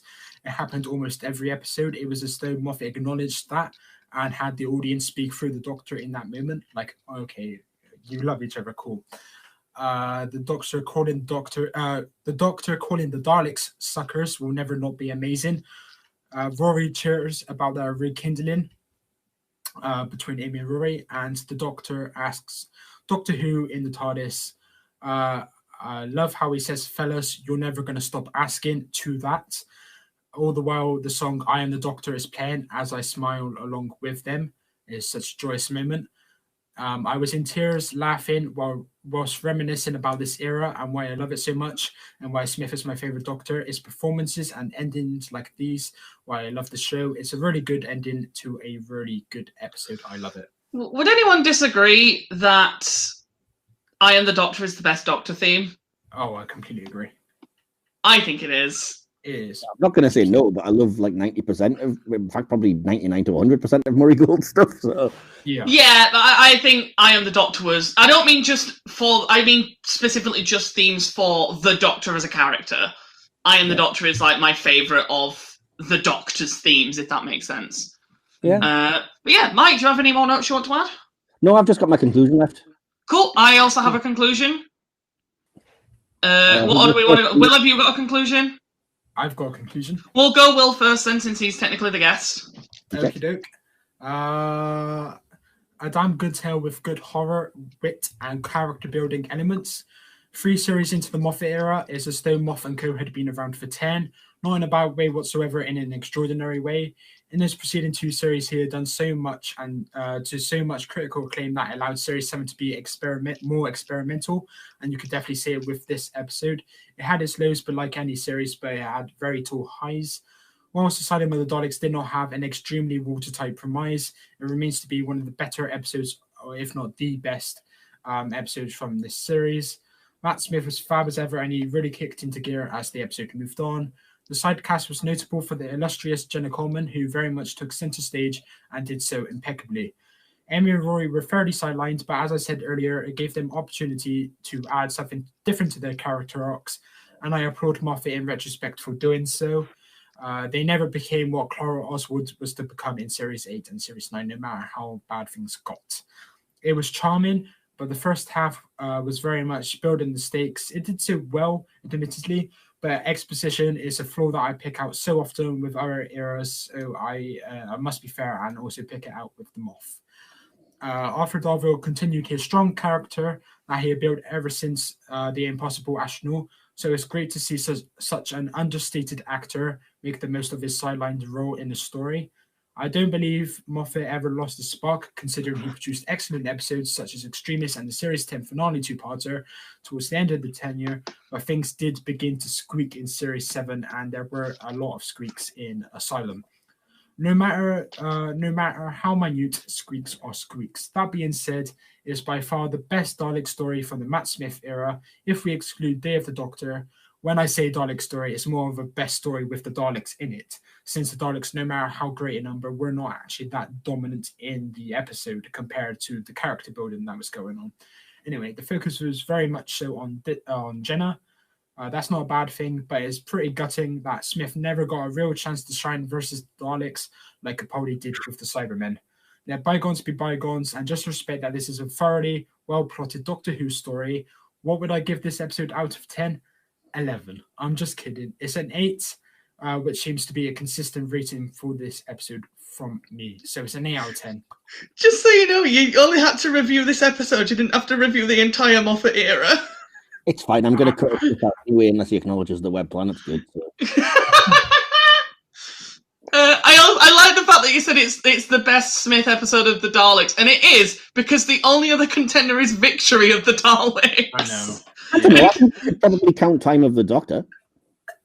I don't know, because they're not really a focal point. They're kind of. That matter. I count Day of the Doctor as more of a Dalek story than Time, in which case Day of the Doctor's They're definitely the the best. main threat in Time of the Doctor. They're who he destroys at the end when he's regenerated. I'm just saying. Do you want to go next, Mike, or should I? No, I can, because you're leading, so I'll go, and then we'll end on yours, and then I'll Okay. a quick bit of business before we go. So my conclusion was not as impactful as when first seen, devoid of spoilers and future knowledge. The setup of a mystery being better than its reveal is a common Moffat issue on the grander scale, but in microcosm it often works. So the episode itself is better in isolation.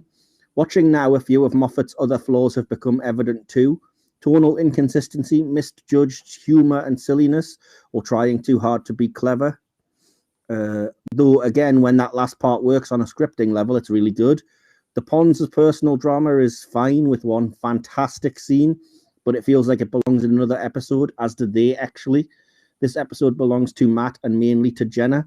It's her scenes that make the most impact, even when you don't have the unanswered mystery of how Oswin fits in with Clara, etc. She hits the ground running, immediately showing acting chops, chemistry, and screen presence. The episode looks great, and the Daleks are thrilling, although used more sparingly than I remembered.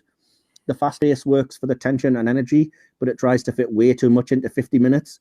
It's a shame that ultimately not too much here ends up mattering, but I'm reviewing the episode on its own. So for Jenna, Oswin, the clever but horrible and heartbreaking identity reveal, the 3 or 4 awesomely powerful emotional scenes, some decent Dalek tension, and a couple of neat Easter eggs. My score is 8 out of 10 as well. I'm pleasantly surprised. Okay. Andy, you... Okay. My conclusion's a fair bit shorter. I thought this was long for a conclusion, but it's fine. Sorry, I went overboard. That's fine. I put an imperfect but overhated episode that serves as a good series opener. Some parts don't work very well, which does bog the episode down, but the bits that do work are pretty outstanding. There's some great comedy dialogue, as we come to expect from Moffat, and brilliant performances from the 4 leads, in particular Jenna, who I think absolutely steals the show. It doesn't quite meet the hype it was building up prior to its airing, but it's still a very good story that's thoroughly enjoyable to watch and has some just absolutely brilliant scenes. I also gave it an 8 out of 10. Oh, wow. Well, so that's easy to work out the average then. So, yeah, the average on that would obviously be 8 out of 10 would be what the podcast is going to say that it is. Yeah, cool. Well, just before we go... I'm quite surprised. I thought we'd have very differing scores. I think that does still put it bottom of the ones we've reviewed so far, but I don't have the scoreboard handy right now. Yeah, I think it does. Yeah. But still, 8 out of 10 is good. Very good. Just on that topic, before we go, as I was saying, I did also ask on Twitter, on the Hit or Miss podcast channel, at podcast HOM, what other people would rate Asylum of the Daleks out of 10. There were only 18 votes, in fairness, but the majority view on this was that also they would say 7 to 8 out of 10, very good. That had 50% of the votes. 9 to 10, excellent, got 22% of the votes and came next. Then 4 to 6, average, got 17% of the votes. And 11% of the people thought it was score of 1 to 3, poor. So the consensus there, I would say, is exactly the same as us, basically 7 or 8. I do think this episode gets way more hate than it deserves. Yeah, but it's one of those things where I think it's just that the negative voice is being louder, because I thought it was way more hated than it is. And then when you actually see the averages, it tends to come out, like I said, at 7 or 8 out of 10 with most people. I think it's a great episode. I love it. It's just that the people who hate it really hate it and will make them voices heard way too much about that, I think. I've got the leaderboard if you want to know where it kind of places ranks. Well, we know I'm pretty sure it's the bottom of the 4 we've reviewed so far. The thing is, looking at the episodes you're going to be reviewing, do you think there's going to be ones that are less than 8? Yes. Probably. Yeah. Definitely. 100%. I reckon it'll come around 6th, maybe 7th. There's 2 in particular that I'm thinking of that are probably definitely going to end up lower than this. I can think of one, but I'm not going to say which. Yeah, I'm not going to say because I don't want to spoil what ends up happening in those episodes when we get to them. Fair enough. Well, Children of Earth is, of course, at the top, 9.3. Then it's the Ark in Space, 9.2. Then it's the Reading of Sarah Jane Smith, 8.5. Then it's Asylum of the Daleks, 8.0. I agree with that ranking so far. Well, we don't need your approval because you aren't important anymore. you left us and you don't like the weather fear, so clearly you just talk rubbish. Thank you for listening, everybody. Remember, Daleks are the masters of girth, and hashtag stiff is the Scaro. I'm sorry, I'm only kidding. You know we adore you, really do. Next week, I believe, I'm just going to put this in the chat just to make sure I've got this correct. Hang on. You probably have. Next week there might be a familiar villain Like maybe the same ones we've been discussing here this entire fucking time. Okay, it is correct then. I just put it in the private chat. Yeah. So Yeah. next week we will be reviewing, or join us next week as we are reviewing the 7th Doctor serial, Remembrance of the Daleks, Yes. which I'm looking forward to because I've seen it once or twice before, and again I won't give my thoughts, but I'm very much looking forward to watching it again. Cool. Well, people will remember the Daleks because we've just been discussing them, and it just means that we can reuse the hashtag Daleks are the Masters of Girth or Stiffy. So we'll maybe keep that running for another week. Sorry, Kylie, you falling into a reactor isn't the on-running joke now. Yeah, we had our time. So. She'll be back. She'll come back with a vengeance, probably. Ms. Noogle pop sensation shall rise again. She's just texted me and just it's a disgusted face and it just says, "Oh wow, wow, wow, wow." Right.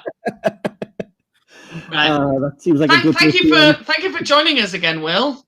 Yeah, thank you. Sorry for the tension. Thank you for giving us some wrong opinions. Indeed. No, you know we're taking the mick there.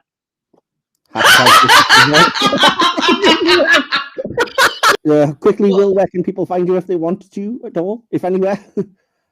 Oh my god. Marching against the web planet outside the BBC.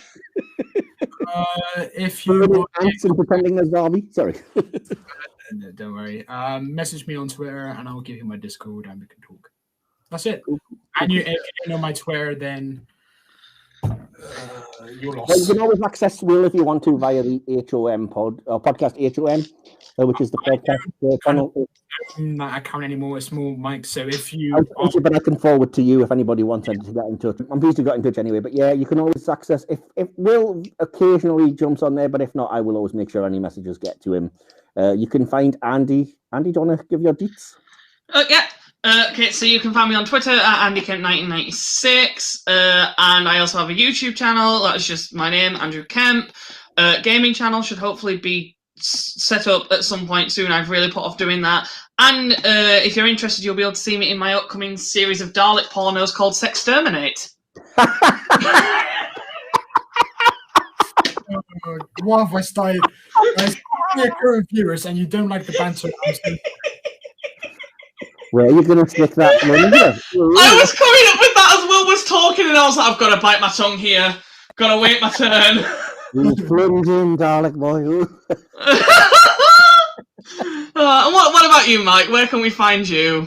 You can find me wondering if there's any way to recut the scene from the Daleks of Ian falling to the ground and crying, "Oh, my legs!"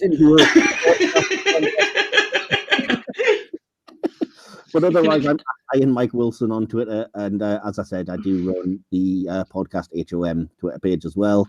Just my name on Facebook, Instagram. You can also occasionally find him balls deep in a Zarbi. Not